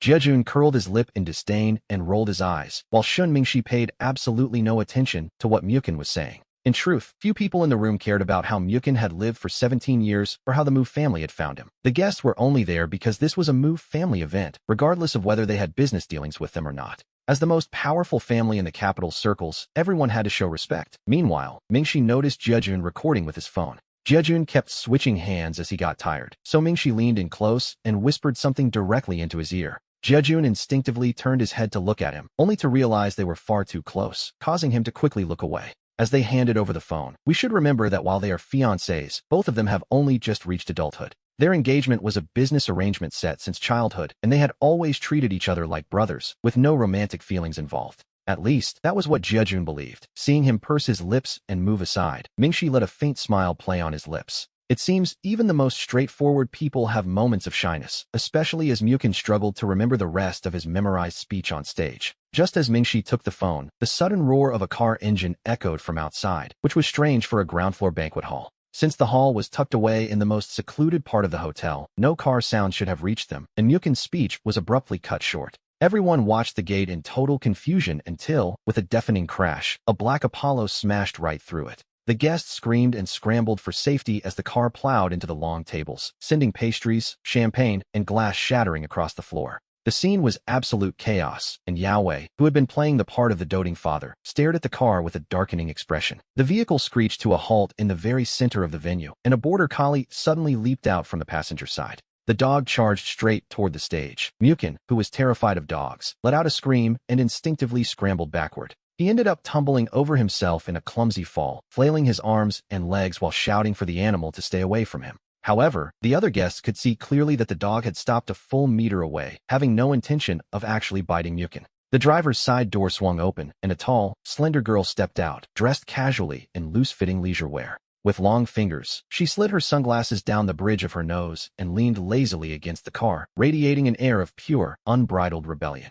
Despite having turned the entire banquet into a disaster zone, she didn't look even remotely apologetic for the mess she had caused. A casual, mischievous smirk played on her lips as she remarked on how harsh her younger brother's words were. She claimed she was only being kind by bringing a dog as a meeting gift, suggesting that if he didn't like it, there was no need for such insults. To be honest, she didn't look kind at all. It looked much more like she was crashing the party on purpose as she whistled for the dog. The border collie obediently ran back to her and sat down, wagging its tail, while Yaowei's face turned a sickly shade of green from pure rage. Yaowei roared in fury, asking who gave her permission to drive in like that, and demanding to know where her sense of propriety had gone.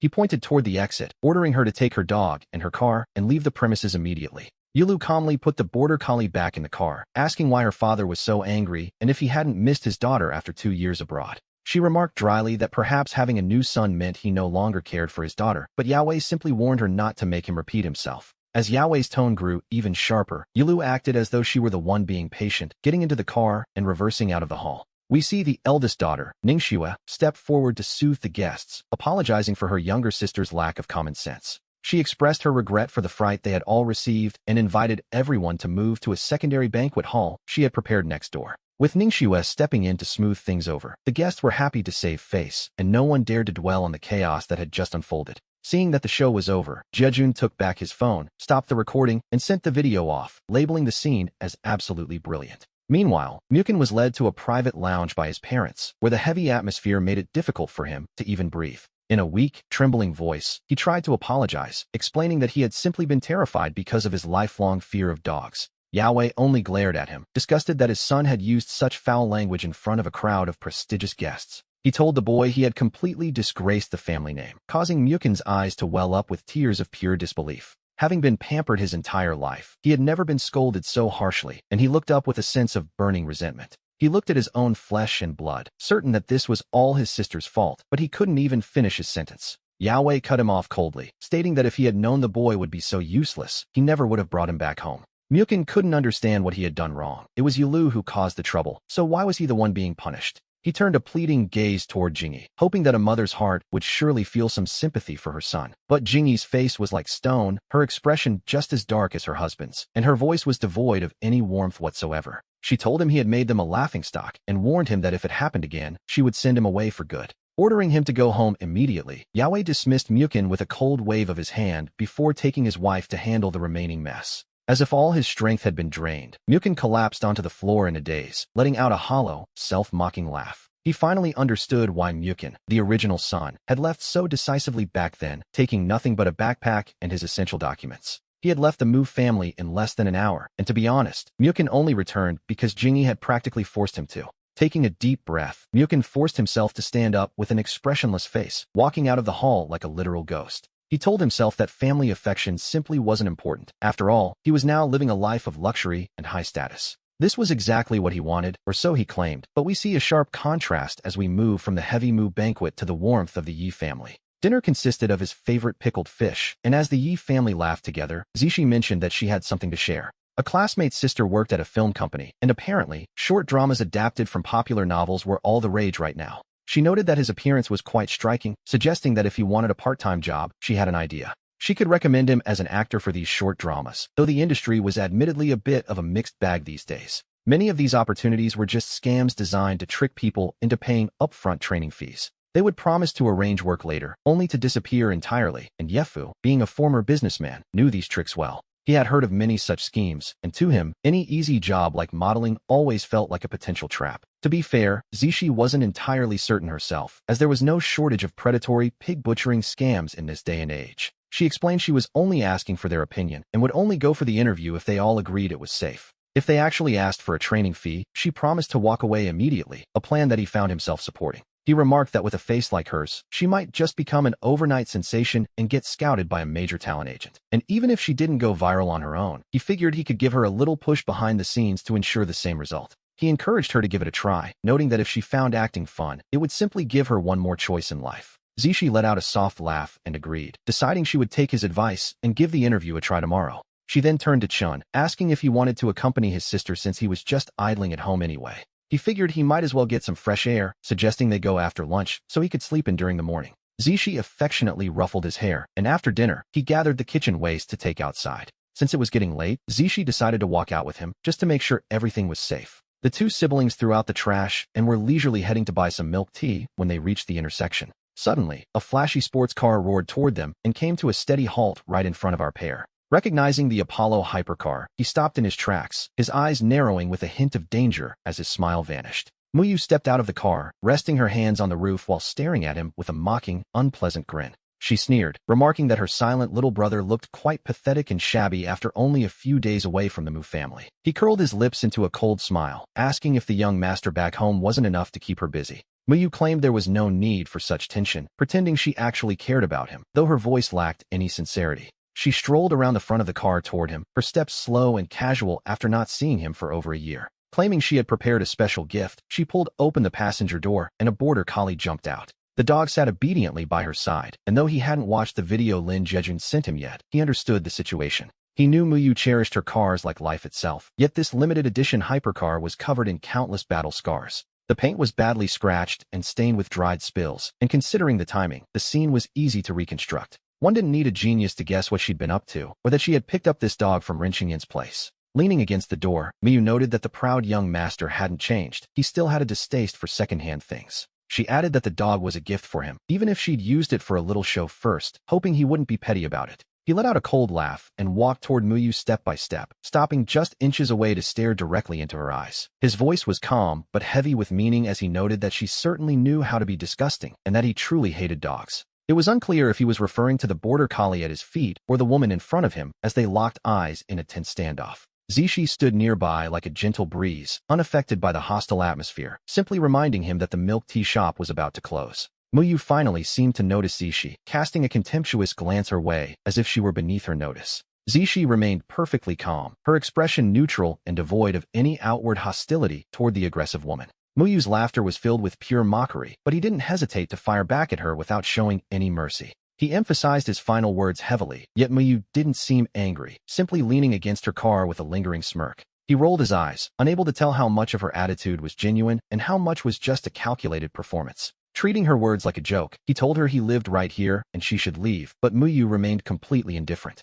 She warned him that if he didn't leave with her tonight, the next person coming for him would be Muningsu, a fact he knew well. She reminded him that his eldest sister wasn't nearly as easy to talk to, though he quickly retorted that she wasn't his sister at all. He looked down at the dog's soft fur as the border collie wagged its tail at him, then leaned over to grab the animal's collar. He shoved Muyu aside from her car and decided to stop entertaining her attempts to stir up trouble. His expression softened as he looked at Zishi, and upon hearing that intimate address, Zishi draped an arm around his shoulder. She suggested they head back early, leaving the scene behind them. Later, we see Muyu complaining to another that their brother now had a different sister who didn't care about their family at all. The response was blunt. If she wanted him back so badly, she should go and take him back herself. Muyu wondered aloud if he was losing his mind, staying in such a small, broken house with nothing worth keeping. Muningsu remained perfectly composed, completely ignoring the anger radiating from her younger sister. If she returned to the Yi family, she would be treated like a young master, wearing designer clothes and being chauffeured everywhere. There was no reason to stay in a tiny, broken house. Muyu bit her lip, thinking of how she always fueled the fire when trouble brewed.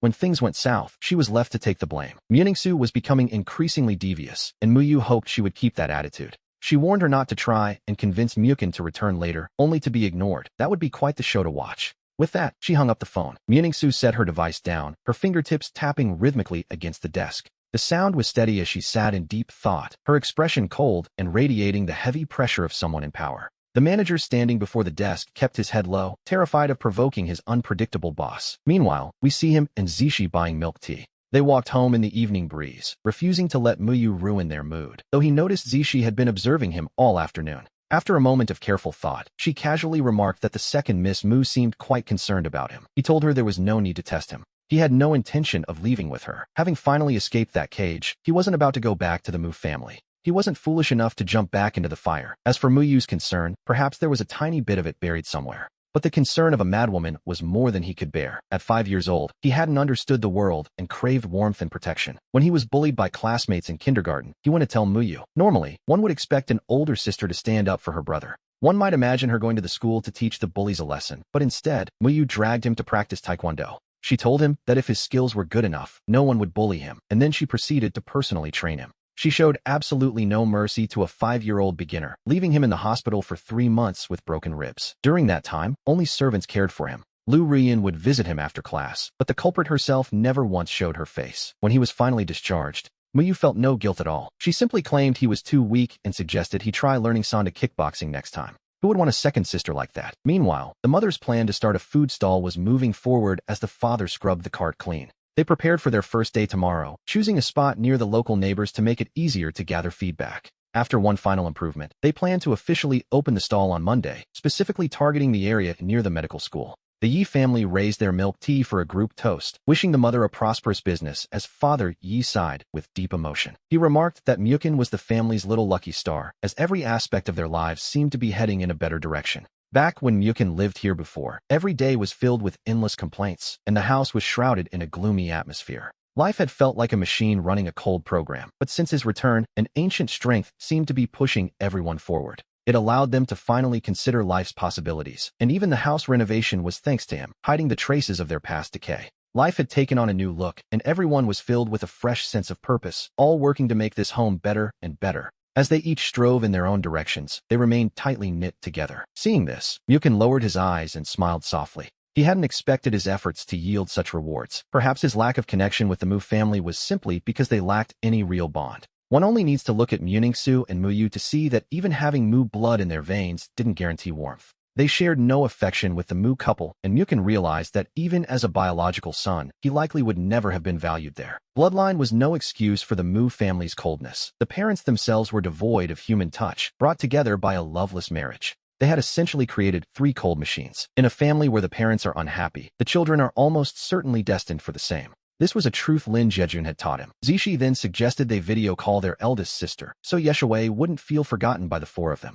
Zishi realized that her sister still knew nothing of the recent troubles at home, and it was time to bring her into the loop. She jokingly said they should make her a little jealous through the screen and promptly dialed Yeshuai's number. The call was answered quickly, revealing Yeshuai applying foundation. She was just starting her makeup, preparing to head out. Zishi teased her, asking where she was going looking so beautiful, noting that her sister usually never wore makeup even on holidays. Since it was so late, she couldn't help but wonder if her sister was heading out on a secret date, which would be quite the development. Yeshuai saw right through her little scheme and explained that the school's anniversary performance was tomorrow and she was rehearsing with classmates. She was simply trying out her makeup in advance. When Shuai asked where they all were, Zishi couldn't help but let out a soft laugh. She flipped the camera to show the rest of the family, and as everyone took turns saying hello, Shuai's voice rose in genuine surprise. Realizing she was looking at their home and that no one had mentioned the renovation, Father Yi excitedly explained it had all happened just 2 days ago. He told her he had some wonderful news to share, reminding her of how much she used to admire the designer Su Manyu. It turned out this house was her design. Shuai was uncharacteristically thrilled, remembering how Manyu had become famous at only 16.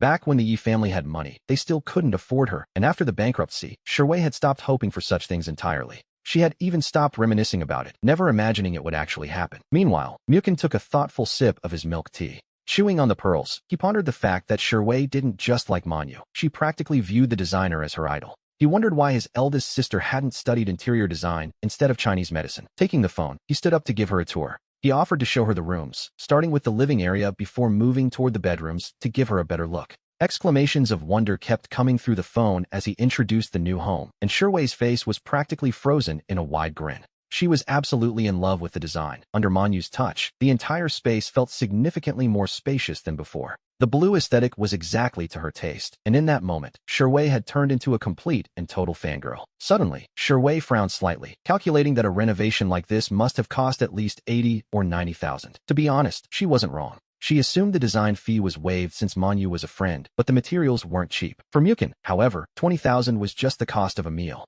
He saw no reason to burden his sister with the cost. As Shuai let out a sigh, he interrupted her, sensing exactly what she was about to say. He told her not to feel guilty, reminding her that once she finished her graduation requirements this month, her internship would begin next month. She promised to treat everyone to dinner when she returned. Mukun smiled, telling her to come back soon and experience the custom-made house. They hung up after a few more pleasantries, leaving Shuai in a daze. She hadn't expected such a massive change in the week since she'd been at school. Deep down, she knew this luck was all thanks to Mukun, and as we see, even the simple act of changing a bed had started a new chapter. Mukun noticed his sleep quality had improved significantly, but his mood soured the moment he saw the caller ID and immediately hung up. The other party was relentless and called right back, so he waved a hand at Zishi to signal that everything was fine. He finally answered the phone with visible irritation, asking what she wanted, while a luxury car sat parked outside the Chitting complex. Mu Ningxue looked out the window at Mukin's mother and coldly informed him she was downstairs, demanding he come down to talk. She even threatened to invite the lady into her car, her voice so icy it made the hair on the back of his neck stand up. Realizing she had likely run into Mother Yi returning from her stall, he grabbed his keys and ran out, knowing Ningxue all too well. Her methods were ruthless, and he knew Mother Yi was no match for her. If his mother actually got into that car, things would get ugly. There was no telling what shocking things that madwoman might say to force him back to the Mu family, so he rushed downstairs. He caught up with Mother Yi just in time, catching his breath and slowing his pace to put on his usual easy smile. He asked if she had finished up early and how business had been that morning, and Mother Yi seemed quite happy with the results. He suggested she prepare more stock for tomorrow and urged her to go up and rest, while Ningxue watched their interaction from afar. Seeing him walking toward her with such determination, she slowly looked away and signaled the driver to start the car and pull out. He walked to the door and watched the Mercedes pull away, left with a massive, metaphorical question mark over his head. He pulled out his phone and called Ningxue back, his tone exceptionally harsh as he asked if she hadn't wanted to talk. He pointed out that he had come down only for her to leave, but Ningxue calmly replied that she simply didn't feel like talking anymore. She told him she would pick him up for dinner tomorrow night and hung up. Truly, none of the Mews were particularly stable people. After dinner, he changed his clothes and grabbed a small backpack to accompany Zishi to her acting audition, hopping onto a bus. He took a good look at the girl beside him, wondering how long it had been since she'd bought new clothes, as her white shirt was yellowing. The collar was losing its shape, and he realized she only had a few sets of casual clothes, all of them washed until they were faded. Zishi gave a slightly embarrassed smile, admitting that she didn't really care much about fashion or dressing up. At an age when she should have been dressing up, she spent most of her earnings on Muxuan, saving almost nothing for herself. She once thought working so hard to buy clothes and shoes for her brother was worth it, and now, she tells herself, she doesn't regret it. Even though Muxuan had heartlessly cut her off, Zishi felt her conscience was clear. She had never mistreated him. The Yi family is truly the most selfless group we've encountered. One wonders if Muxuan saved their lives in a past incarnation. Muyukin knew she needed to look decent for an audition at a big company, as dressing poorly would only make her feel inferior. They headed to a brand-name shop first, but the moment they stepped inside, a sharp, mocking voice cut through the air. Well, if it isn't the young master of the Mu family, the voice sneered, noting that his high-end suits had been replaced by rags. The speaker claimed he barely recognized him, and we see Zhou Si's face flush with a familiar, burning anger.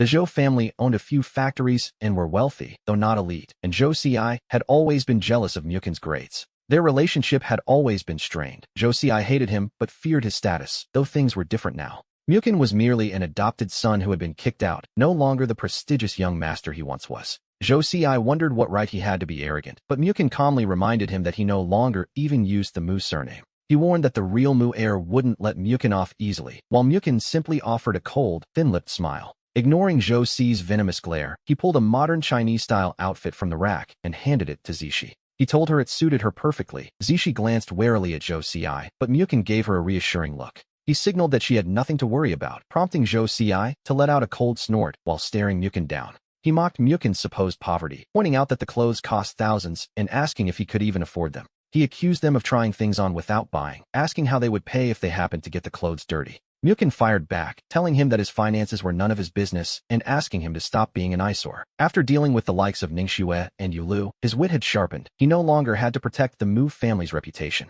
Muyukin made it clear that since he no longer carries the Mu surname, he'll face anyone head-on, leaving Zhou Si fuming with rage. "Just you wait," Zhou Si spat out, throwing one last threat over his shoulder before stomping away. Turning back to Zishi, Muyukin smiled and told her that the outfit really did suit her perfectly, and he was right. A little later, as they arrived for the audition, Muyukin looked around the office and realized the place seemed strangely familiar. And then, as if on cue, a voice rang out. "How is it that I'm seeing you again?" Zhou Si sat there, chin in hand, looking ready to enjoy a show as he advised Muyukin that he'd be better off leaving. Muyukin stood there thoughtfully, realizing this company belonged to Zhou Si's uncle, while Zhou Si let out a triumphant snort. Just then, a tall, middle-aged man named Chun Jiqiang stepped out, and Zhou Si rushed over to his doting uncle. Jiqiang treated his nephew like his own son, and the moment he heard someone was being bullied, his expression turned fierce. However, when his eyes met Muyukin's smiling, almond-shaped gaze, he suddenly offered a greeting so respectful it was jarring. Zhou Si's eyes nearly popped out of his head as Jiqiang pushed him aside and hurried toward Muyukin with a bow.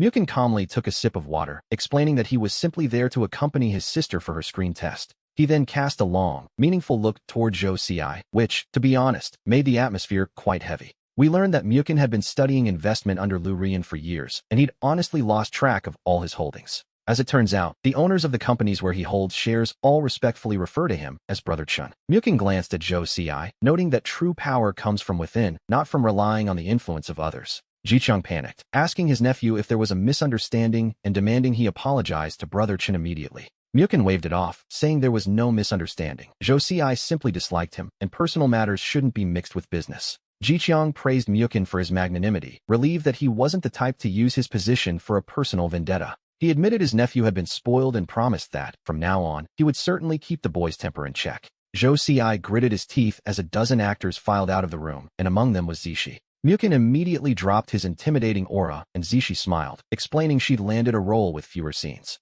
After a quick goodbye to Chen Jiqiang, the siblings left, and Mukin decided to buy 2 outfits for everyone at home. He intended them as mid-autumn gifts, but seeing him spend nearly 10,000 all at once made Zishi feel quite uneasy. She worried their parents would be too embarrassed to accept clothes that cost over 1,000 each, which is understandable, really. Mukin argued that buying a few quality pieces was better than cheap, flimsy ones. He wanted them to have a proper wardrobe. He wanted them to look presentable, though spending thousands on clothes was also a way to spite Mu Yulu. When Yulu received the news, she was absolutely livid that Mukin was buying new clothes for the entire Yi family. She fumed that in 17 years of being siblings, he had never once bought a single piece of clothing for her. And yet, here he was, running off to the Yi family to take care of that so-called sister of his. Determined to have it out with him, Yulu grabbed her phone and keys, intent on dragging him back home today. However, her manager quickly stepped in her path, nervously asking what she actually hoped to achieve by going there. He reminded her that she was the one who ordered the Yi family's bankruptcy, so Mukin was likely still furious. She hadn't caused the bankruptcy out of malice, but to keep him from leaving the Mu family, a plan that clearly backfired. She never imagined he would leave so decisively, showing that she didn't trust his character at all. Yulu's reputation in their circle was already quite poor, known for being reckless, so this sudden drama wasn't entirely surprising. 2 years ago, when Yi Shiwei offended her boyfriend, Yulu had been there and noticed Shiwei's striking resemblance to Mukin. She ordered an investigation and discovered Mukin wasn't her brother, but the biological son of the Yi family. To her, he was the only interesting person in that cold house, so she plotted the bankruptcy to keep him trapped. She hoped that even if the truth came out, he wouldn't return to a ruined family, but she still feared the revelation. She felt she had to take the choice away from him, ensuring he wouldn't return to the Yi family to suffer after their bankruptcy. Then, she had the audacity to flaunt it, telling him the Yi family were paupers and he should just stay in the Mu family. She promised to keep spoiling him as her brother, but her real aim was to reveal the truth to him early. Before the situation became public knowledge, she wanted him to have time to prepare and use the Mu family resources for investments. She hoped he'd save enough to avoid a hard life later, never imagining the secret would be exposed so quickly, which was quite a miscalculation. In just 2 years, Mukin had come knocking, and his departure felt wrong. He'd rather stand on his own than stay an adopted son. The only thing she hadn't anticipated was his choice to actually return to the Yi family. Mu Yulu rested her chin on her hand and let out a frustrated sigh, still unsure if her decisions had been right or wrong. We see Mukin taking the initiative to find them, but how did he even know he was switched at birth? That was the question haunting her. During lunch on Monday with Lu Ruyan, she began to explore this mystery, knowing the truth of his origins had been hidden for years. Considering Mu Yaowei and Chun Jingyi never valued him, it was impossible they would suddenly go looking for their biological son. And since the Yi family had long been bankrupt, Mukin had no way to contact them. So how did he learn the truth? Where did that paternity test even come from? As Rian listened, she found the whole situation incredibly suspicious. When he was born, the Mu family was already elite with private hospitals. A simple mistake seemed unlikely. This felt intentional. Mukin showed up with that paternity test in hand, and if he really is the biological son, that's one thing. But where did he get that document? And if he isn't the biological son, then the person pulling the strings is playing a very deep game. She didn't care whose family she belonged to, nor did she care if Mukin was the real heir, but she hated being someone's puppet. She felt like a pawn in a game where the opponent's goal and target remained completely unknown. She despised the feeling of being calculated against, deciding to investigate privately while asking Rian to feel out Mukin's intentions. Rian poured her a glass of orange juice, appearing unconcerned, as the switch had happened when they were all just children. She reasoned that even if someone was targeting a specific person, it certainly wasn't her, so it didn't truly affect her personally. Naturally, there was no need for excessive worry, but being watched from the shadows is a chilling sensation, to say the least. Finding the truth was the only way to feel secure, and she trusted Lu Rian completely, as Rian narrowed her eyes thoughtfully. Rian teased that the young master was being far too polite, noting that after 17 years, they were starting to feel like strangers. She shot her a glare, telling her to tone down the drama, while Rian put on a show of being utterly heartbroken. Rian lamented being called Boss Lu instead of Sister Yen, and though she playfully swatted Rian's back, the other woman didn't flinch. We see that their research institute has gene testing equipment, making it easy to run a match if they can just get a strand of Mukin's hair. After graduation, there was no need to go abroad, but with the early graduation application submitted, she was now managing all the company affairs. Rian laughed, asking why she hadn't come to help sooner, jokingly reminding her that she wasn't a donkey on a production team. She complained about a boss who only invests money without doing any work, and then it was time for class to begin. As the teacher entered with the textbooks, Mu Xuan glanced toward her empty seat, a subtle, knowing smile tugging at the corner of his mouth. A flash of shrewdness crossed his eyes. He knew she had been picked up at noon and still hadn't returned even as class started. He wondered aloud if she had an emergency and suggested they start without her, a classic bit of Mu Xuan's manipulative tea-talk behavior. Lin Jejun rolled his eyes, thinking the boy had learned his lesson, only to see him seizing another chance to throw shade. Raising his voice, Lin Jejun announced that Myukin had simply gone to discuss a partnership with Lu Rian. He pointed out that since she had been picked up by Boss Lu herself, the teacher had absolutely no reason to worry about her safety, and the teacher nodded in immediate understanding. The teacher opened the textbook to begin the lecture, leaving Muxuan's face pale with disbelief that the school ignored such absences. But Donghua is filled with the descendants of powerful families, and while most will inherit empires, many already run their own businesses. Missing a class for a business meeting was something the teachers had long ago grown accustomed to seeing. The school was remarkably relaxed in this regard, primarily because they wanted their students to have real-world affairs to manage. Naturally, they wouldn't dream of restricting their growth. Missing a class was no issue as long as they didn't fail the final exam. As a newcomer, Muxuan didn't understand that to pull Myukin from her pedestal, he would first have to remove Lu Rian. If he couldn't remove her, he'd need a better plan. By the time Myukin returned to school, it was already the third period. It happened to be equestrian class, so she headed to the locker room to change before joining her classmates at the stables. After a lunch with Sister Yin that lasted hours, she shot a meaningful look toward Muxuan, thinking of the major life events ahead. Events that, to be perfectly honest, concerned both her bloodline and her entire net worth. Lin Jejun teased that they'd finally confirmed their relationship, and she glared back playfully, as they were more like soulmates. Jejun curled his lip, muttering that everyone already knew the two of them were practically engaged for life. She rolled her eyes at him, retorting that he and Mingxi were the ones truly destined for each other. He scoffed, asking where this supposed destiny was coming from. He insisted that the type of person he actually liked was someone more like her older sister. Besides, he wondered who still bothered with arranged childhood marriages in this day and age. He claimed he and Mingxi were just brothers, and if they actually married for an alliance later, it would be nothing but daily awkwardness. She found it hilarious, noting that he was simply obsessed with looks. She pointed out that Mingxi's gentle nature would eventually bore him, even though Mingxi was a perfect match. Jejun grumbled that she was just being overprotective before reaching out to playfully grab her waist. She laughed and begged for mercy, dodging his advances just as she saw Shun Mingxi approaching in her peripheral vision. She called out for Mingxi to come control his future husband, making Jejun's ears turn red as he instantly stopped.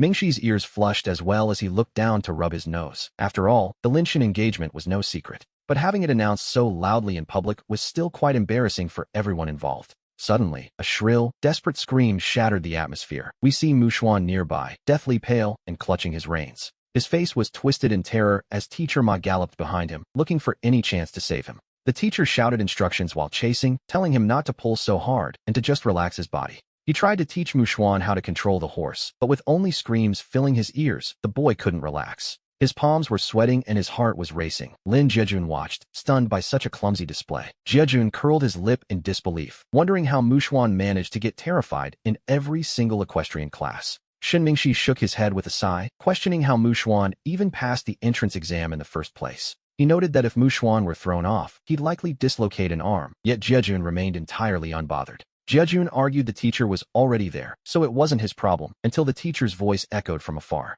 The teacher called for Myukin's help. As Jejun and Mingxi laughed at the irony, she let out a helpless sigh. She mounted her horse and gave chase, thinking that being a top student isn't always a blessing, before pulling Muxuan to safety. Once they were back, the teacher secured the runaway horse, but Muxuan had already fainted from the shock. After the school doctor took him away, she patted her horse, one she'd raised since it was a foal, as if praising it. Lin Jejun walked over and patted her shoulder, teasing her for being kind enough to save that young master. Shin Mingxi chimed in playfully, remarking that Myukin didn't have a choice, given her reputation at school. She shot them both a fake look of annoyance, asking if they were teaming up to call her heartless. Jejun gave a mock smile, while Mingxi pointed out that she brought this on herself by taking first place in exams. He reminded her that showing off her skills last year is why the teacher called her name today. Being too strong has its price. She noted that without those skills, she might not be number one, or even be able to stay at Donghua Academy. Lin Jejun and Shun Mingxi finally stopped joking, as there was indeed a formidable figure in their grade, the talented Lu Mingyun.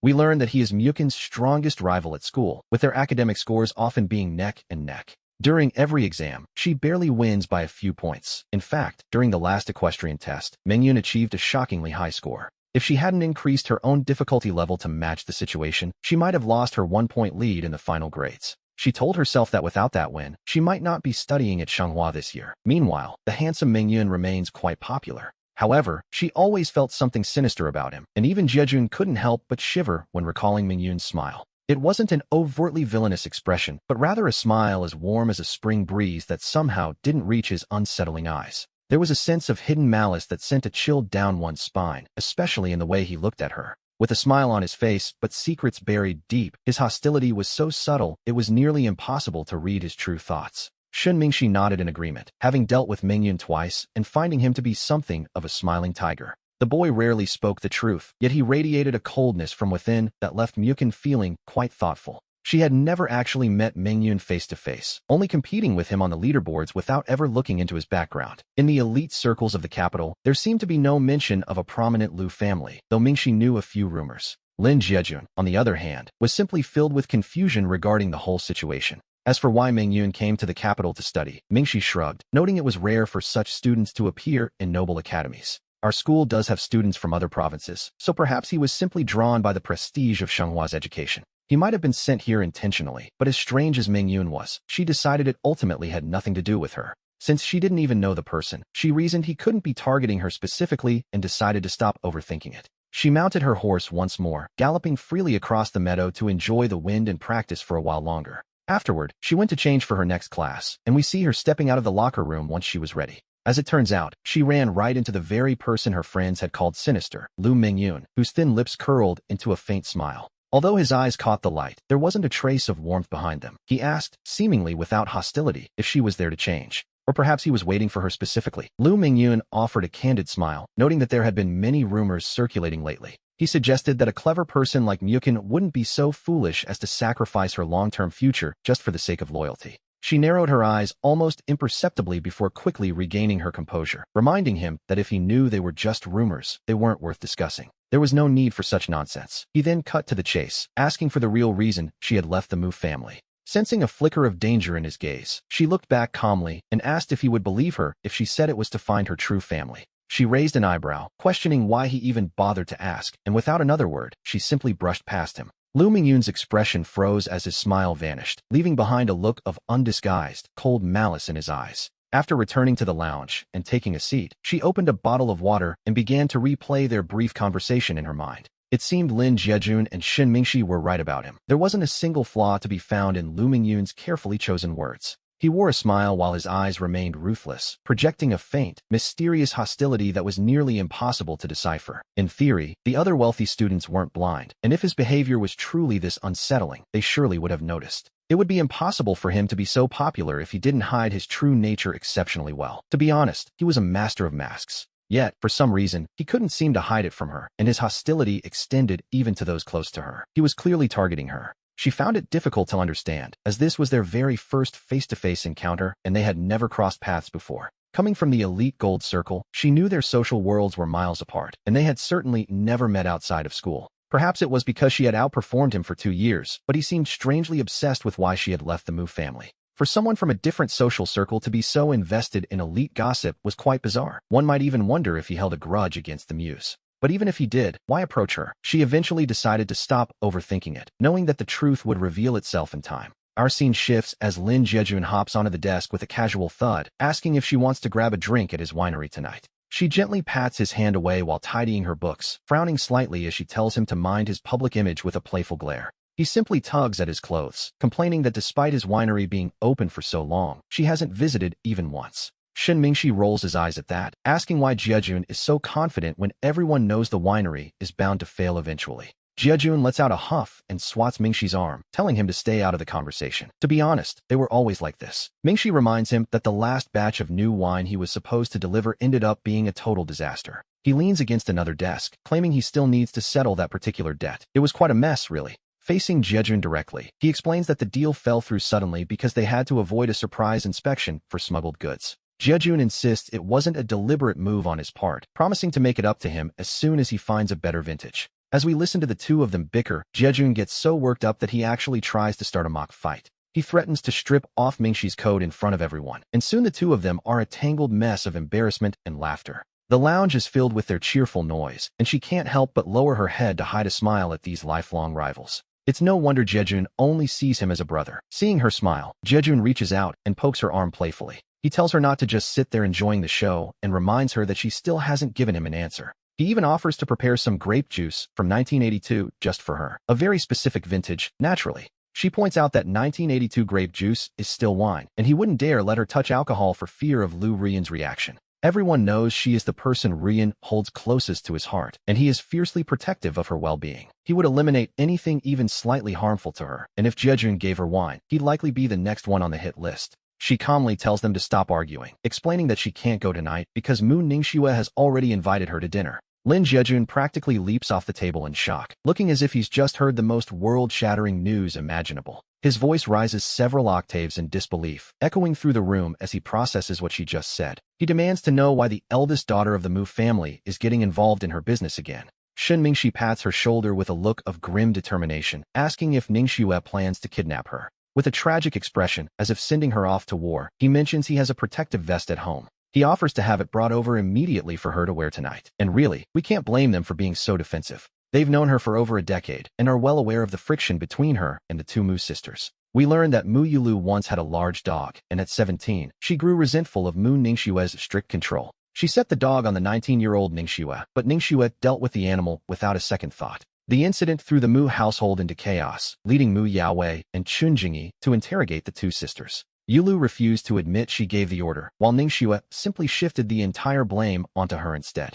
Their parents knew she was innocent, yet they still forced her to reflect on her sins and grounded her for a month. To retaliate, Yulu later snuck into the company where Ningxue was training and shut off the main power grid. The blackout caused a massive loss of data and over $1 million in damages. Ningxue didn't say a word in response. Instead, she immediately went out and smashed Yulu's favorite car to pieces. Both sisters were clearly in the wrong. Yulu falsely claimed she was the one who pulled the power switch, and once again, their parents indulged the lie. Having just finished her previous punishment, she was locked away for another month. It was then that she finally understood. She realized she was merely a pawn for a future marriage alliance. No matter how well-behaved she was, they would never truly see her. She would never receive a word of praise. Instead, she became a magnet for disasters she didn't cause. She was the perpetual scapegoat for her sister's mistakes, simply because she didn't matter to the family. Through these events, she saw her sisters for who they were, one cold and ruthless, the other wild and reckless. She knew that to survive her childhood, she had to fight back. Her friends often remarked that it was a miracle she had even made it this far.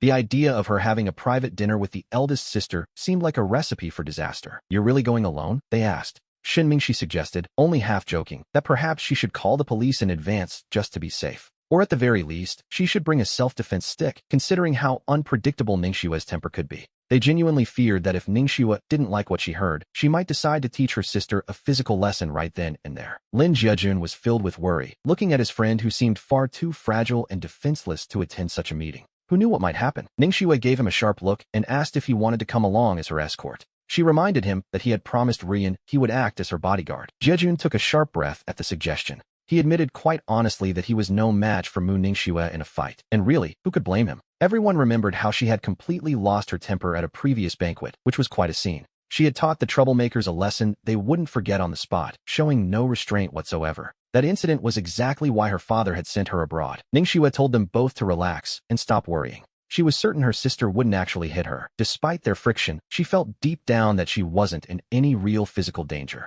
Lin Jejun pulled up a chair and sat beside her, insisting that one could never be too sure with that family. He pointed out that while her sisters might protect her from outside threats, they were a different story entirely in private. When there is no external danger, he argued, the sisters themselves become the greatest danger she has to face. The previous incidents with the Jing clan were small compared to what these sisters were capable of doing to each other. He reminded her of the time she was forced to stand as punishment for 6 months. She rubbed her nose, unsure of how to respond. To be fair, that particular punishment wasn't entirely Ningxue's fault. It happened when Ningxue took her out at age 13. They were cornered by people sent by a rival family. Without any bodyguards, Ningxue had to protect her while fighting off multiple attackers. She recalled being struck on the leg with a wooden club, though luckily her training allowed her to dodge enough to recover fully after 6 months. During those 6 months of recovery, Lu Rian personally escorted her everywhere, and it was from Rian that she heard the rest of the story. Mu Ningxue had dealt with every single one of those attackers with such ruthless efficiency that she had, in her own way, exacted a terrifying revenge. Even so, the memory still made her skin crawl, which was why she still couldn't bring herself to truly like her sister. Ningxue was expressionless, impossible to read, and possessed a dangerous level of strength, yet she smiled to comfort her two worried friends. She reminded them that she had been dealing with her sisters for 17 years and would be fine, though Lin Jejun only sighed in response. Scratching his short hair, he noted that Lu Rian was also currently in the capital city. He told her to call immediately if anything happened so they could bring in reinforcements. They were ready to rush over and call the police at a moment's notice as the sky darkened and the school day finally came to an end. She packed her bag and took a deep breath, not at all looking forward to facing her eldest sister, though she knew she had no choice. Avoiding her today would only lead to a confrontation tomorrow, and as she reached the school gates, she realized she couldn't hide forever. There stood the familiar dark green Mercedes, and to her surprise, Mu Ningxue had actually stepped out of the car to wait for her. She remarked with a sarcastic edge that she was quite flattered to have the young mistress herself acting as her personal driver. Ningxue looked around, asking where her cheap younger brother was, as she didn't see anyone in the school uniform waiting there.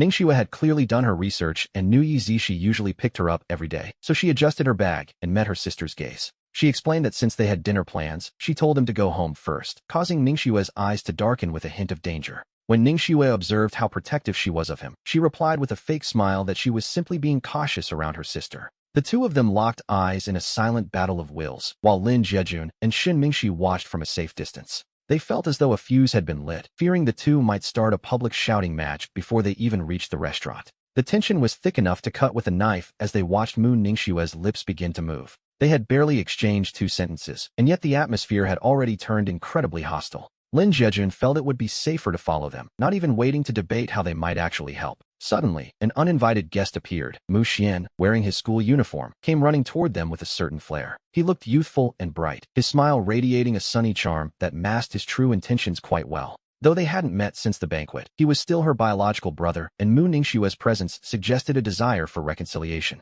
Noticing the unpleasant vibe and his own dislike for the fake young master, Mu Xian began to act in an exaggeratedly sweet manner. Thinking he could win her over, he asked if she was there for him, reminding her that he was her true brother. He begged for her protection, completely unaware of the kind of people the Mu sisters truly were, prompting a cold snort from her. She rolled her eyes, feeling a wave of pity for Yi Zishi, as if Mu Xian had been the one suffering all those years. Deep down, she knew he would eventually get what was coming to him, even as Mu Xian gave her a triumphant glare. He put on a show of being considerate and obedient, claiming he didn't blame her for stealing 17 years of his life. He told Ningxue not to be too hard on her, and since they had things to discuss, he tried to get into the car. However, he found the rear door locked, and despite knocking on the window, the driver refused to even acknowledge him. Mu Xian turned to Ningxue with a wounded expression, complaining about the driver, which made her burst out laughing. She told Ningxue that since her real brother was waiting, she would take her leave, attempting a quick escape from the scene. Mu Xian stood there frozen, looking between the two of them, unable to believe that Ningxue had actually come for her.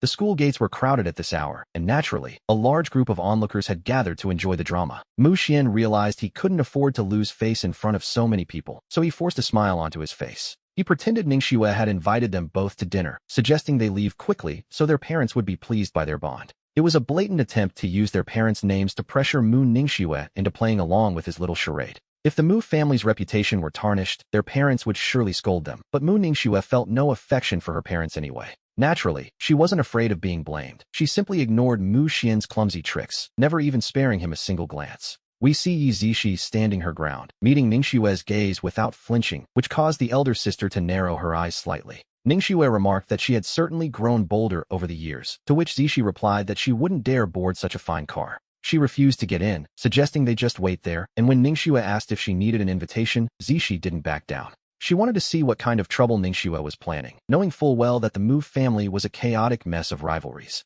The two sisters had been at each other's throats since childhood, constantly tripping one another up and shifting the blame. In the past, Zishi had even used the second sister to check the eldest, and vice versa, keeping them both in a state of mutual restraint. Mu Ningxue gritted her teeth and let out a helpless sigh, telling her to just get in. Zishi smiled, having won another round. Only then did she agree to board, and as she approached the rear door, the driver quickly unlocked it for her. She slid inside, and only after she was settled did Ningxue cast a cold, dismissive look toward Mu Xian. She remarked that any stray dog thinks they can climb upward, but those who don't belong would only end up making her car dirty. Her words weren't aimed at strangers. She was clearly disgusted by a brother like Mu Xian, viewing him as a stain on her status. As Mu Ningxue walked around to the other side to get in, Zishi rolled down her window and let out a soft, mocking laugh. She told him to practice his horsemanship, warning him that if a situation like today happened again, she wouldn't be there to save him. An ungrateful person is worse than a dog, she noted, as the window rose and the car sped away, leaving Mu Xian fuming. He couldn't believe his eldest sister had given him no face at all, taking Zishi while leaving him behind, despite him being the biological son. He wondered why Zishi, who no longer even shared the Mu name, was still respected and protected by someone like Mu Ningxue. He felt haunted by her presence, while the onlookers saw the truth clearly. Being the real, young master didn't mean he was loved. In the eyes of Mu Ningxue, it seemed that Mu Xian wasn't worth even a fraction of the sister she had grown up with. Regardless of the Mu parents' attitude, the family estate would ultimately be inherited by Mu Ningxue, and without her approval. The title of young master was essentially hollow. Meanwhile, Mother Yi turned to her daughter, who had come to help after school, assuring her she was fine. Yi Zishi frowned slightly, telling her mother that she understood exactly what she was worried about. Just then, Lin Jejun ran over excitedly, his eyes practically glued to Zishi's face as if he couldn't look away. He wondered how someone could be so beautiful, like a celestial being among mortals, while Shun Mingxi watched on with a silent, knowing expression. As they approached, Mingxi moved with a subtle grace, stepping sideways to block Jejun's intense gaze from reaching Zishi. Mother Yi greeted them with a warm, enthusiastic smile, welcoming them as friends of her daughter.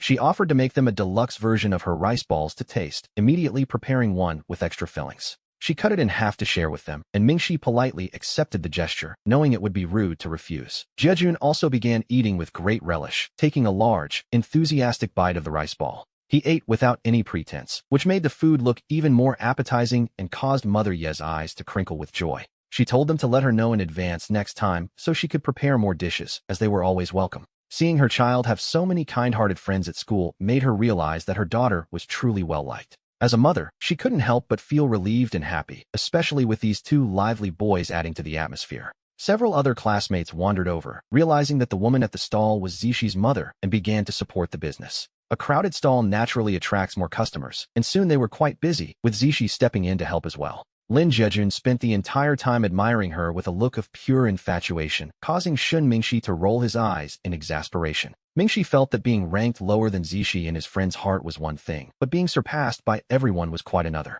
His status felt precarious, as he feared his friend might choose beauty over their friendship. He decided he needed to take action, and so, Shun Mingxi subtly shifted his position, once again blocking the boy's view of Yi Zishi. As the weekend approached, Lin Jejun's intense gaze followed Yi Zishi everywhere, eventually leading him to ask if she wanted to see a movie. With stars practically in his eyes, he looked at her and blurted out how beautiful she was, a bit blunt, perhaps, but certainly honest. Zishi was used to being treated like a local attraction or a poetic masterpiece whenever she went out shopping in public. However, being stared at like that by her brother's best friend made her feel a little self-conscious, which was a rare change for her. Meanwhile, Lin Jejun casually threw an arm around Shun Mingxi's shoulder, acting as if he hadn't just been shamelessly flirting. Mingxi sighed, thinking his friend was a bit of a brute for saying such things in front of a sister. They had known each other for over a decade. He truly felt that Jejun lacked a filter sometimes, which, to be honest, explained why Mingxi was his only close friend. Zishi, on the other hand, found his straightforward personality rather refreshing and didn't seem to take any offense at all.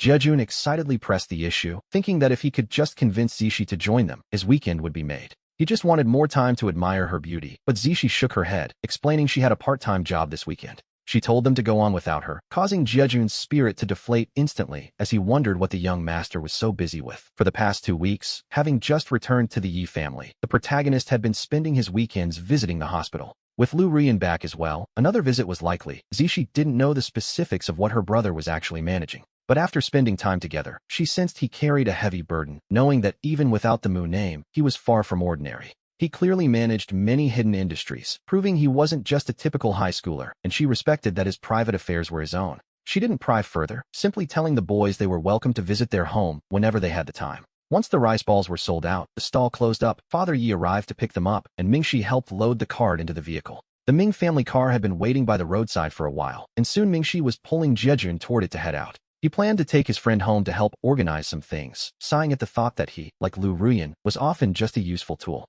And yet, deep down, he felt their situations weren't quite the same as night finally began to fall over the city. The car window reflects a look of utter boredom as we see him arrive at the very same restaurant yet again. Perhaps because she had so few memories of the Mu family, Mu Ningxue had simply bought the place since they visited so often. She always brought him here to eat, but human enthusiasm has its limits, and visiting the same spot repeatedly eventually becomes tiresome. Just as he had grown weary of the Mu family's coldness, he asked directly why she had gone to such trouble to bring him out. He wanted to know her true goal. After all, she had sought him out yesterday only to end up wandering aimlessly before this dinner invite. Realizing this wasn't a conversation for small talk, Mu Ningxue took a sip of red wine and asked if his new family treated him well. It seemed like a lot of effort just to ask that, especially since his life now wasn't much different from being a young master of the Mu family. She set her glass down in silence, neither agreeing nor disagreeing with his response, knowing full well he had planned to flee the muse for years. In fact, she had spent the last 2 years secretly providing him with investments so he would have the assets to protect himself. However, she never expected him to return to the Yi family to live with people she considered worthless, given the industries he already owned. With just a little effort, his current wealth could provide a comfortable life, yet he insisted on wasting time and resources helping the Yes. As he watched the night sky through the window, he felt an unprecedented sense of peace, and for him, that was more than enough.